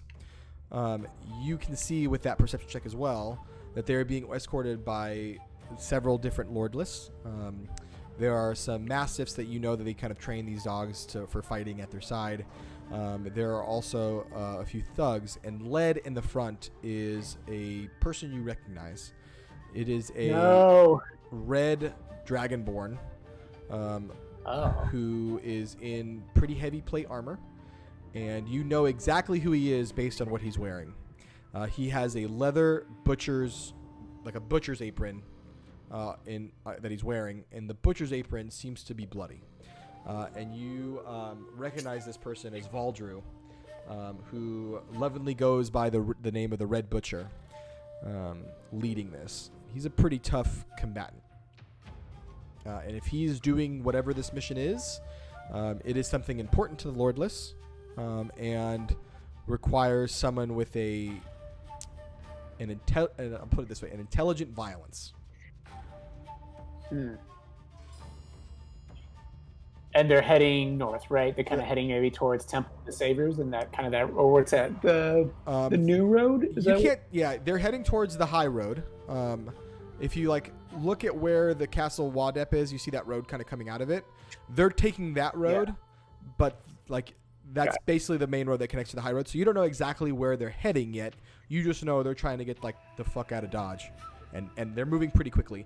There are 3 caravans. You can't tell what they're escorting, but the carriage in the middle seems to be different than the others. It seems to be all metal, and sealed. Whoa. Okay. Can I tell within the Castle Wadep, does there seem to be any sort of disruption? Do I see activity? Do I see anything on fire? Do I see do it look like they just came through and ramsackled this, or do it look like they were just meeting and leaving from it? You can't tell. There seems to be no activity. There seems to be no concern, no damage. Doesn't seem like anyone there is either known that they're leaving, or concerned that they're leaving, or care that they're leaving. Okay, so I don't see anyone out, really. I just see a still castle. Yeah, basically you flew by the castle to get there. And upon doing so, none of the guards didn't rise alarm. There's no one screaming, but this caravan is moving at a pretty quick clip. Okay. I will then, having seen this and having kind of investigated the castle, I'll head back to the group and report this, my findings as well, letting them know kind of pretty much in detail what you explained, not really holding anything back. And letting the group know that, and then thanking Dent for usage of the flying broom. I accept your thank you. Cool. So you're back. You explain this stuff to the rest of the party. What would you guys like to do? What do you think? Ivo? Do we have to go after this intelligently cruel friend of yours, or I think Bettany will be pretty pissed if we don't proceed on to Wadep City. I think we should stay the course, but know that there is some serious trouble in these parts, and if these people are there, these mercenaries I used to run with, then someone really wanted something done, and very violently. So I would say let's try to stay clear of them and continue on to Wadep and just keep our heads down and hope that this caravan heads more north towards either the City of the Dead or Temples of the Savior, but not to where we're heading. I agree. So may as well carry on to Wadep. We don't cause any attention to it. What was that, Zunis? I was just saying maybe we can just trail them so they don't even really know. Almost keep our distance. But we want to go to Wadep, though. I'm not entirely sure they're going to head to Wadep. Are they residing there, or they're on the move? I couldn't really tell because it seemed like they're on the move. Yeah, they're on the move away from Castle Wadep, but I couldn't tell which direction they were going to go once they hit the crossroads, if you will. Inadvertently run into them. Got it. Oh, okay. Right. All right. Yeah, it's gonna happen. Okay. All right. Yeah. let the caravan kind of go off, and you guys head back into Wadep. Wadep is just maybe now at this point only a mile or so away from you, where you can kind of see the city. There are no walls. It's just city with some broken roads or like open roads leading into it as they start to get paved that you can see above you. It is, in a way, very entrancing. The city is well lit. There are torches and street lamps starting to go up as people light it, and the sun starts to go down. And as you kind of get closer and closer, you can kind of see the scale of the space. The buildings and houses are tightly packed together.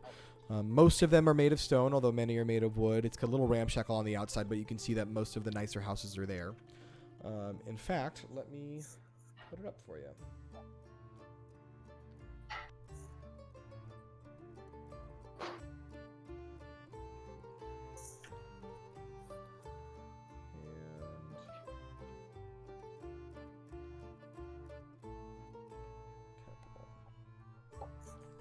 So this is essentially a map of the city that you can kind of see. You're coming in from the western side, so about towards where number 5 is marked on there. And Rowena knows the city pretty well. So you know that you're entering in from the side of what's called the Grand Plazas. The Grand Plazas are a mix of a few different things. It's a mix of nicer homes. It's not the wealthiest area of the city, but it is still pretty well to do. There's also a lot of shopping in this space. There's a lot of high-class luxury markets. It is meant to connect easily into some of the bigger roads that lead to the castle. But it's kind of a nice shopping and residential district as you kind of walk into this space. So a lot of the area that you're walking into is really nice. Surrounded on this space, you can see that there are also like gardens and fields leading up into it. It's meant to be kind of beautified here.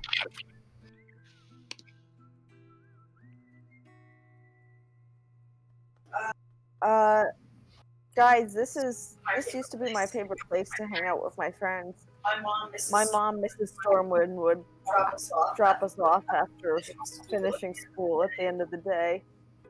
And then we could just wander around looking for the latest deals. There was an arcade. There were many carnival barkers. It was really nice. Of course, none of it like that anymore. It's all tainted by the knowledge of what comes after for me. So let's proceed. So you walk in through the shops. As you kind of walking through, some of them are starting to close because it's a little bit earlier or a little bit later in the day.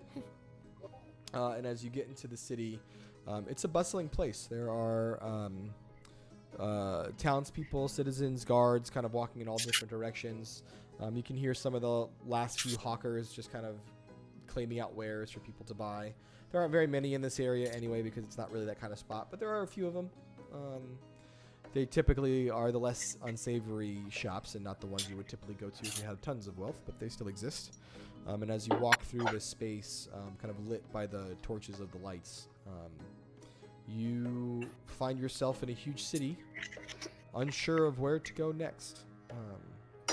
And you start to realize you have no idea which way Watcher Sim went.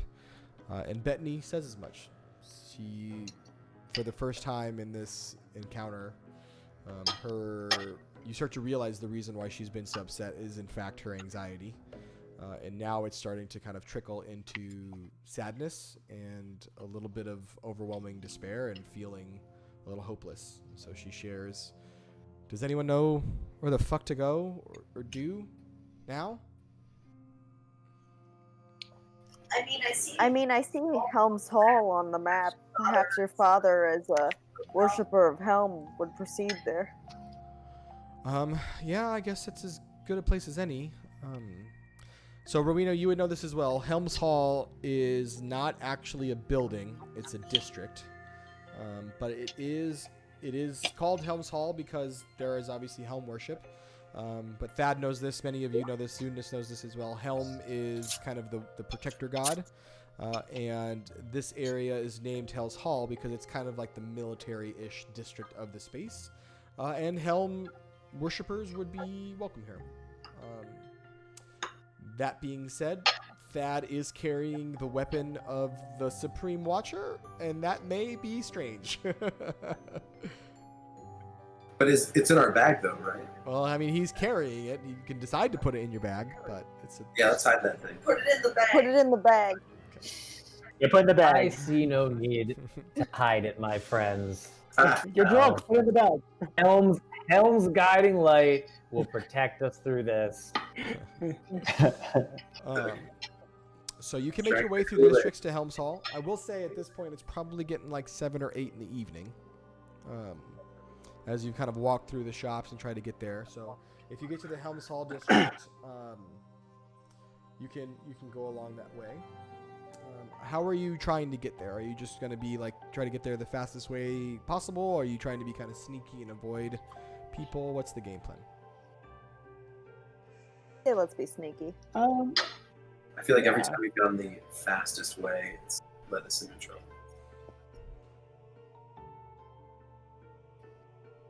Cool. Let's be sneaky. All right. If you'd like to be sneaky, I would like Rowena specifically to roll a stealth check.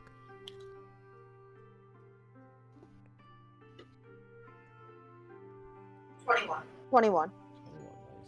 Okay. So as you're walking that way, you start to notice that the areas you go through begin to look really familiar, and you recognize that as you've walked, you start to get to the area that's known as the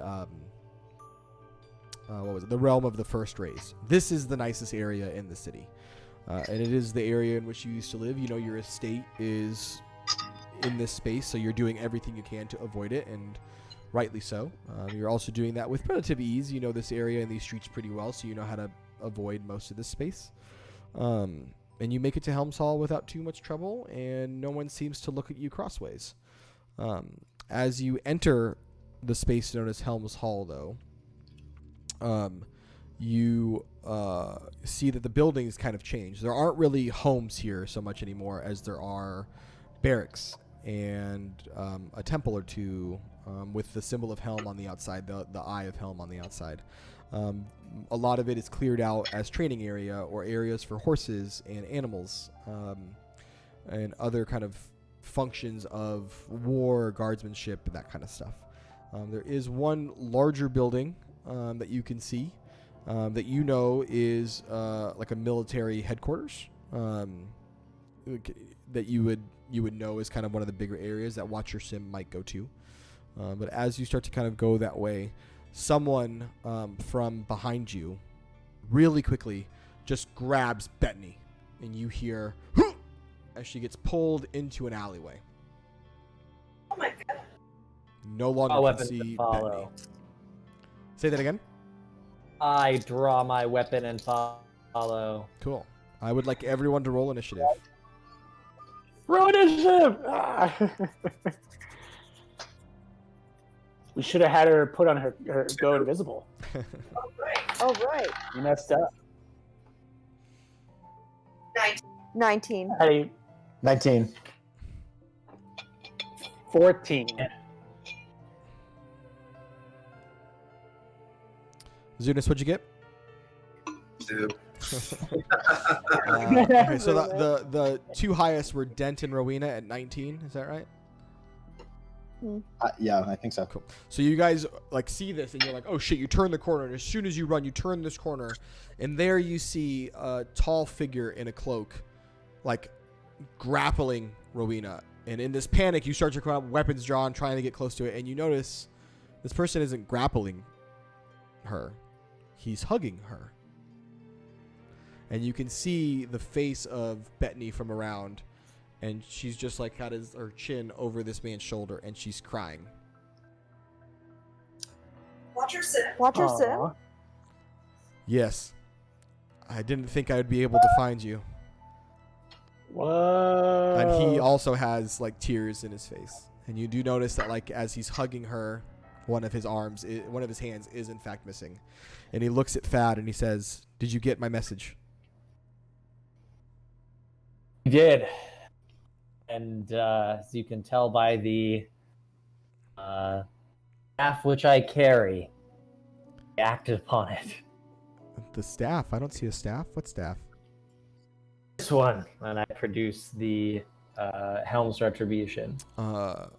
So he looks at it and he goes, "Does that mean you killed him?" Our once brother is no more. How did you escape? I can't imagine. What happened? It is quite a long story, Watcher Sim. Too long to recount in this dingy little alley, but all that you need to know is that we escaped. We met our friend Dent here. We've been following you. I could ask just as many questions of you. How did you escape from cultists and get past the drow? It certainly wasn't easy, but they had me in the dungeon. They used a tunnel, and I don't know for how many miles we walked into the earth, but they had me underground in a bunker, I guess, and they just weren't paying enough attention, and I'm sorry, Bettany. I know this might not be comfortable, but I choked one to death with my manacles and beat the other to death. And I escaped impersonating them. And I tried to find my old friend Stormwind. I know he lives here in Wadep, but I know I wasn't able to find him. Excuse me, what? Well, your father lives here, doesn't he? We've been friends for a long time. He lived here. What do you mean? Let me just triple check the status of Mr. Stormwind here. He was definitely killed. When did this happen? I mean, a couple of years ago. That's why I made my way eventually to Searle. Oh, I'm so sorry. I didn't.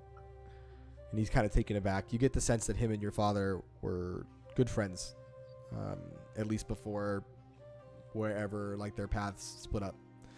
I'm a little taken aback. I never thought that was the thing that happened. I'm so sorry. In either case, I do have. I'm just happy you found your dog.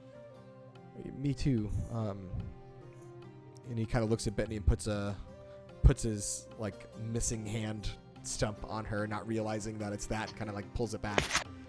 And he says, "Bettany, I know we've not been close these years, but I'm glad that you came and that you found me. I do have a small home that I found here that I've been able to stay in for a little bit. Seems as though it's been abandoned, so I just took up residence there. Please come with me."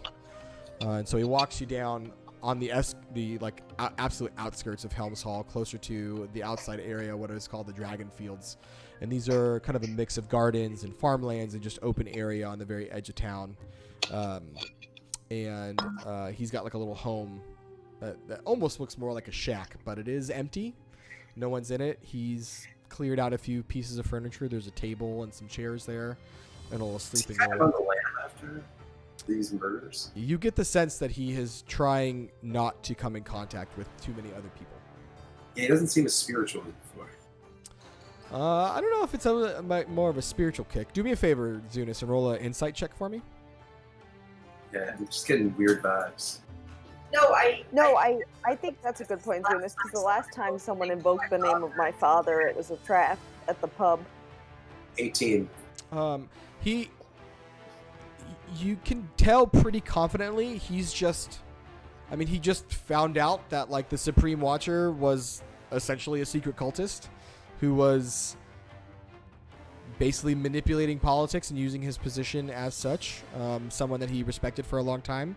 And you get the sense he doesn't really know who he can trust any longer within the organization that you're all a part of. So he's just really a little bit more freaked out and untrusting at this point. And you get the sense the only people he feels like he can trust are you and Thad and his daughter, and maybe the Stormwinds. Don't fear this robot man. The symbol he bears is merely a sign of his provenance and not an allusion to his belief. The symbol he bears. And then he looks, takes a better look at it. And he doesn't even hesitate. He just takes his good hand and pushes Dent into a wall and holds him there pretty strongly. Dent, I need you to roll an athletics check for me. And as he's doing this, you see his stump just becomes a flaming fireball that he's ready to wield. A what check? An athletics check. Oops. Uh-oh. Sorry, Jen. Should have left Dent behind. 18. So he is able to actually hold you, but you do still have a little bit, and he just looks at you right in the face, and whatever he considers your eyes, and says, "Speak, creature." Look at my leg. See my rusted leg and foot. I am not one of them. I was decommissioned. Now I'm searching for something different. I am no threat to you. Roll a persuasion check, Dent. I'm not going to pass this. not a skill of Dent's. 10. Let's see how it goes. She rolled a natural 20 on insight, but he does believe you if he doesn't really consider your words meaningful. And he says, "You make one wrong move, and you won't be rusted, you'll be melted." I say nothing. So that would be expected. Sit in the corner. I am so offended, which is a new emotion that I'm feeling, that not only do I leave the area to sit in the corner, but I walk outside of the room. I am now outside of his area, of his house dwelling type place. So he sits back down as you kind of leave, and you get this sense, the rest of the party, of good riddance. And now he sits down at the little table that he's made, and he kind of gestures to you to find a seat on whatever you can, pieces of furniture, the table itself, the floor. And he says, "So, what's the plan going forward?" Well, our main object was to unite you with Bethany, but I want to be whatever help I can be to you as a Stormwind. I'm probably the last of my name floating around, and if I'm not, I might as well find out now, although that will be very dangerous for me. Well, I guess I appreciate that. I'm just a little surprised. The Stormwinds have had a bit of a resurgence of late. I've never met him before, but apparently there's a Jackson Stormwind who has been gaining power and has almost earned himself a seat on the lordship. He must be He stopped. must be stopped. He's the one who killed my father and exiled my mother and abused various other family members. I believe you, miss. The challenge is Jackson is much loved by the people. He's paid for many charities. He's given food and lodging to much of the homeless. He's kind of considered a good man amongst the rest. Your story might not be easily believed. We can't win this. I was gonna say the only feminist thing Jackson ever did in his life was taking my last name, but that's only because it was politically expedient. Jackson's a real asshole. Yeah, I can tell. We have to stop him, and we can't do it with stories or sympathy alone. This is going to have to be a multi-pronged military and magic attack, and eventually I'm going to have to face my destiny and destroy him. That is certainly a lot. I guess. I understand if you're not in a place to participate. I mean, I'll help whenever I can, of course, but I'm a pragmatist, if nothing else, and quite frankly, attacking this soon-to-be Lord of Wadep is not It's not going to be easy, especially one so well loved by the people. He must go down. He cannot be a lord. Do you have any suggestions? Well, first things first. What's your next step, Watcher Sim, ideally? The truth is, I think you're looking at it. I don't know if it's safe for me to return. It's certainly not safe for me to return to Searle in the Noble Hand. I was hoping if I could listen and wait near Helm's Hall, I could understand how deep the Erzatsarai had taken hold here. But in reality, I don't know if I'll ever be able to return. I bust back into the room, having listened the whole time, even though I had physically left, I could still hear everything. The walls are thin, I'll give you that. The walls are thin, which is the first comment that I make. And he sees you kind of enter, and he says, I see they don't teach robots manners. To which I respond, I do the little hand thing by my leg, and he looks down, and then I give him a sack tap. And then I say that I am his inside man, and I can speak to the overall penetration of the Azuzarai within their society. Roll a persuasion check again, and do it at disadvantage since you tried to sack tap him. in your awkward, I'm trying to fit in robot way. Okay, first one is a 7. Second one is a 3, so it's a 3. So he doesn't even acknowledge what you've said. I leave the room again. He continues to ignore you. So be that as it may, whatever that thing suggests. Love a good be that as meant. Dude, I do it just for you now. I know. He shares that he is, again, concerned that this conspiracy goes deeper than he knows, that he suspects more than just Helm worshippers of being part of it, based on what he heard from the Supreme Watcher. And mostly now he is looking to lay low a bit until he can come up with a better plan. My suggestion for all of you at this point is if you are trying to face Jackson, that you don't go directly at him. He's certainly proven himself to be a clever man if what you say about him is true. Someone that evil, able to convince the populace that he's a good person, is not a simple thing. Money will get you a lot of places. Yes, please. Jackson married? Yeah, actually, I have a question about the logistics of this, because the idea was he was going to force me to marry him, and then he would get my title and my social capital, etc. But the marriage never went through. So Watcher Sim, how exactly is he managing all this besides being a quote-unquote good guy? Well, I didn't realize it was you, but Jackson's, I guess the story that he's told everyone is that he did marry you and that you died soon after from illness along with his father. And he has said that he has rightful claim to the name and the title now. Oh my god. And you haven't been seen. You haven't apparently been seen in these parts for beyond a year, and according to Wadep law, that is the statute on time frame for estate passage. So his claims may be false. You might be able to prove them false. Yeah, it's pretty easy to prove I'm still alive, but that means I absolutely cannot appear till the opportune moment. Could you potentially seduce him? He's gonna kill me. Blackmail him somehow. Rowena would definitely know that he will try to kill her. He's already tried to kill her.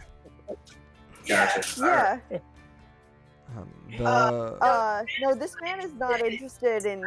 I mean, he likes the adulation. He's not driven by sex. He's driven by power. It would seem the type, given what you've told me of him, and apparently what he's been doing. This isn't substantiated, but the rumor is that he has formed an alliance with the Castellan of Castleton.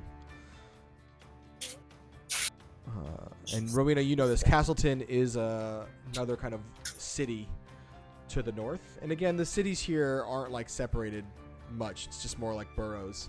But Castleton is like the second largest city on the island of Wadep. And the seat of power there, the ruler is a person called the Castellan. And the Castellan is a woman that you do know. Not personally, but you know of her. Her name is... Let me look it up real quick, actually. I forgot what I called her. Let me find it for you. Hold on, please. It's Lena Orb... It's not Cheryl Crow. It's Lena Orbweaver. And she is the Castellan of Castleton. And according to Watcher Sim, the word on the street is her and Jackson are... what's the word here? Complicated in Facebook terms. They haven't openly admitted that they're together, but the word on the street is that they're lovers. I never heard that phrase till tonight. But I can figure out what it is. Anyway,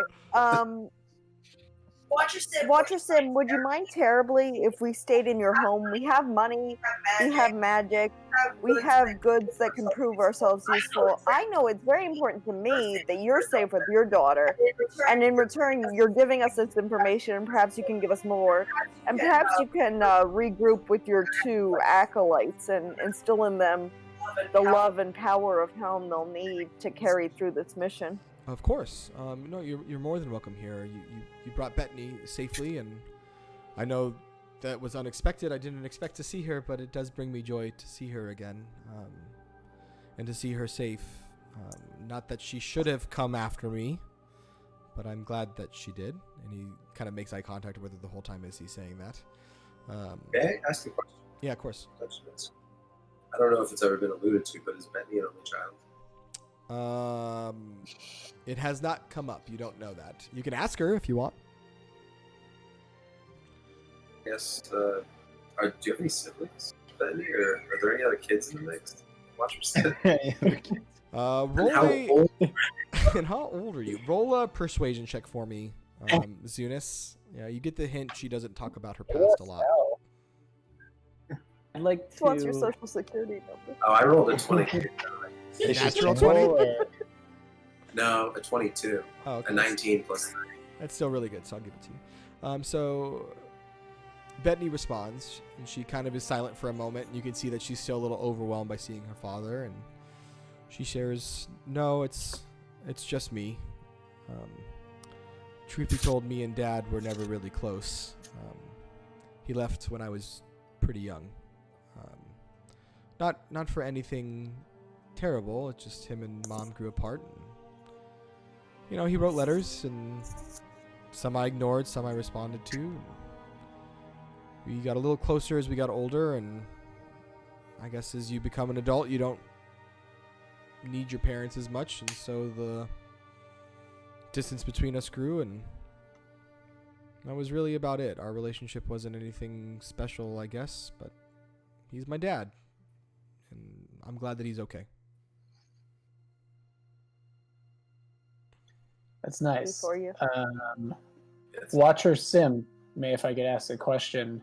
Yeah. Do you know why members of the Lordless Crown mercenary group would be here in Wadep in the area? Do you have any read on that? Any knowledge of that? He does. Well, again, I've only been in the town, in the city proper for a few days now, but from what I've been able to assess and hear from the street, is that the Lordless Sword have been hired by Lena Orbweaver. To what means, we're not sure. I'm not sure. Just putting my own ideas and opinions on it. A another lordship or rulership hiring mercenaries in bulk is not a good sign. The only thing that I can think of that someone would do something like that is she's trying to build up her military might. And there's only one key target in this area. Which is the Lords of Wadep. right. So she gets her boyfriend elected to the lords, and then she and her mercenaries come in and kill or otherwise disarm all the lords. Sounds like. That's what, you know. Boy. God, people, Wadep isn't even that special. I didn't think anything of it when I was growing up here, but now it seems like it's a key focal point in the battle for the floating kingdoms of Yaren. Well, you certainly have the right of it. Perhaps your father or your education never went through this deeply, but Wadep is one of the wealthiest islands in Yaren. And its seat of power has quite a bit of influence. It's certainly not the capital. It's not, you know, the Thandaris, but it is quite important, and almost all of the wealth in Yaren comes through Wadep. And you would know this, Rowena, and probably Thad, because you're a little bit more well-traveled. Ivo might not care, but he might know about it.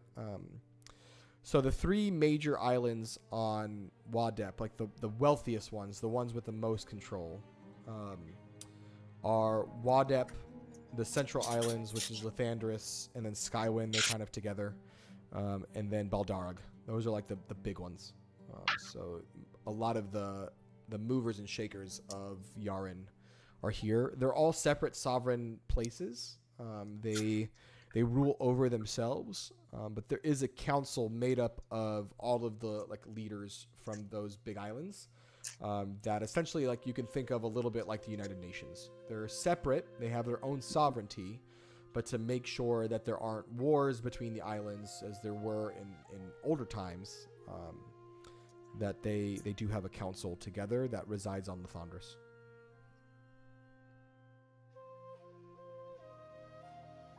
Thank you, Watcher. Sim.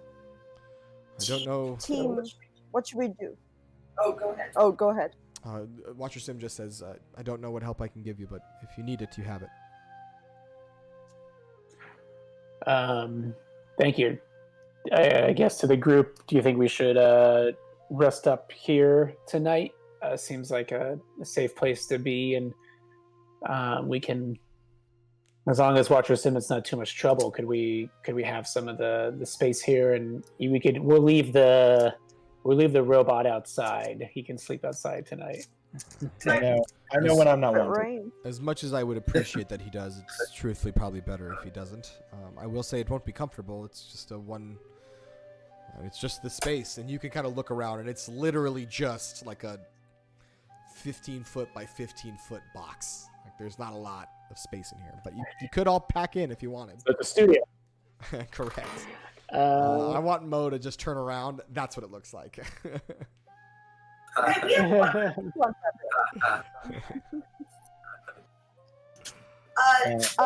Before we... sorry. Carry on. Whoever was speaking. I re-enter the room, having once again heard, because of the thin layer of the walls, that I am welcome in once again. I said you're welcome to stay inside, but not speak. I turn to the man who tells me that I'm welcome to stay, but not to speak, and I tell him, look deep into my cold mechanical eyes and see a friend. Yeah. Actions speak louder. I'm going to cast guidance. As Helm would say. Okay. It's okay. Roll a persuasion check, though. I'll give it to you since you want to roll with guidance. We're gonna do this again. Yes. So, it was a bad idea. 17. Okay, and he gave you guidance as well. So what's the add to it? 4. Nice. Okay, 21. Solid. So Watcher Sim looks at you. He does look into your cold mechanical eyes, and he says, "I guess if Bettany allowed you to be around, then." For now, that's good enough. But friendship isn't purchased or persuaded. You'll have to prove it to me. with what you do. Thad I and build Zunus will know him- this. There's a saying from Helm. Actions speak louder. I do know that one. I've even heard that. I let him know that I am an artificer and that I will craft him any object of his desire and endow it with magic, provided he hands me the raw materials to do so. You see, Speaking you do Speaking actually of, see can him. we, Yeah, please. Go. I was just saying, could this be a moment to give Dent a project for the night before we all tuck in to work on the dog? You could. Now is a good time. I will get to that here in a moment. As Dent does make that offer to Watcher Sim, you do notice that his interest seems peaked. You don't 100% know why yet. He doesn't say anything else, but he does a little bit like lean in on that, and he kind of leaves it there. So for Ivo, you can show him the dog. You can take out the pieces of it that you have in the bag of holding, and show it to Dent. Dent, I'm gonna send you a link separately, and you're gonna know what this is specifically, and you can choose what you want to do with it. It is broken. You will need to fix it, but I'm gonna give it to you so you know exactly how to fix it. Okay.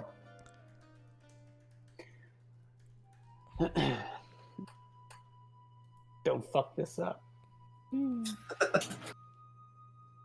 Guys, I'm thinking if he succeeds with this, let's use him to build some sort of robot invader once we get our plan against Jackson and Lena together. Yeah, that could be good. Have some extra hands, some pawns to send in there. Yeah, I think it'd be good to have a dog. If we can get this dog working, to have a little bit like a little scout we can send around and control. Hopefully that's how it works. So It doesn't turn on us.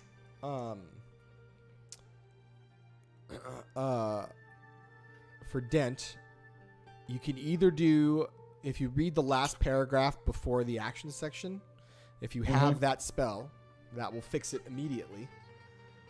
Or you can work on it with your smith's tools. It will take you about 8 hours to get back into a working condition. Gotcha.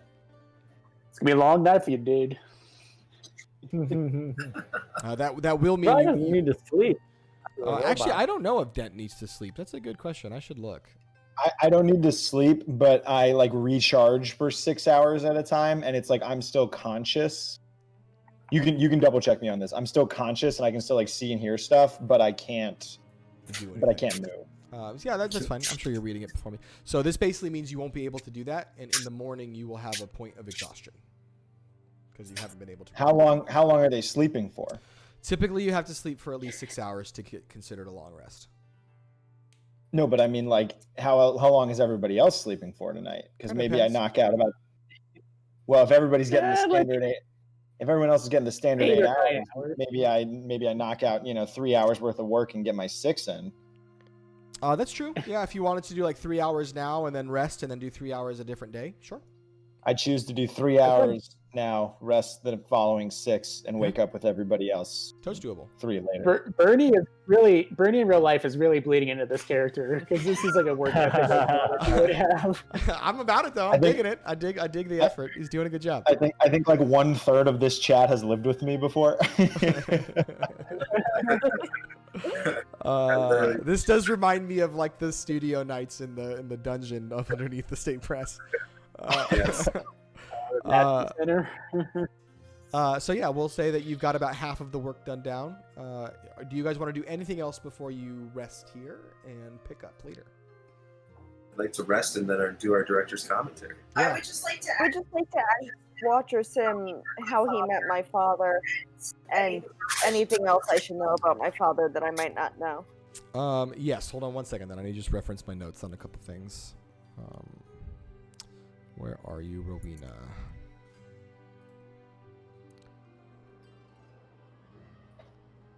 The big thing is, do you remember what I Did I give your dad a name? I don't remember. I'm sorry. No, I don't think so. I did. It's Luke. That's right. Luke Stormwind. Oh. Luc. No, Stormwind. Stormwind. Stormwalker? Stormwind Skywalker.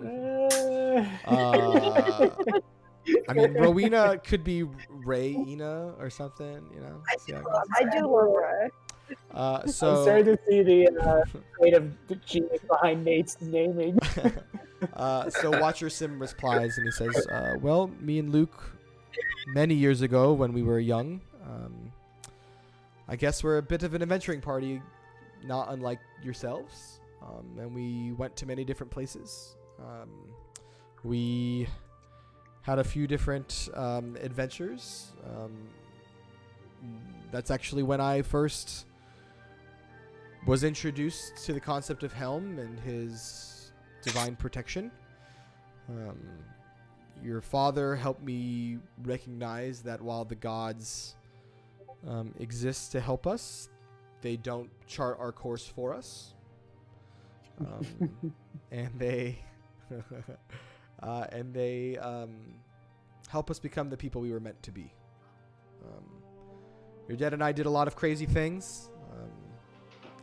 Once we killed a goblin king. It's probably a pretty good time, but you know, as happens when you get older, you want other things. I met a young woman. He kind of looks over at Bettany. We tried to make a home of it. I heard he did the same and opted to try his best to bring honor to his family. I'm sad to say it didn't seem like it went that way. There's honor in us. Yet. It's just dormant at the moment.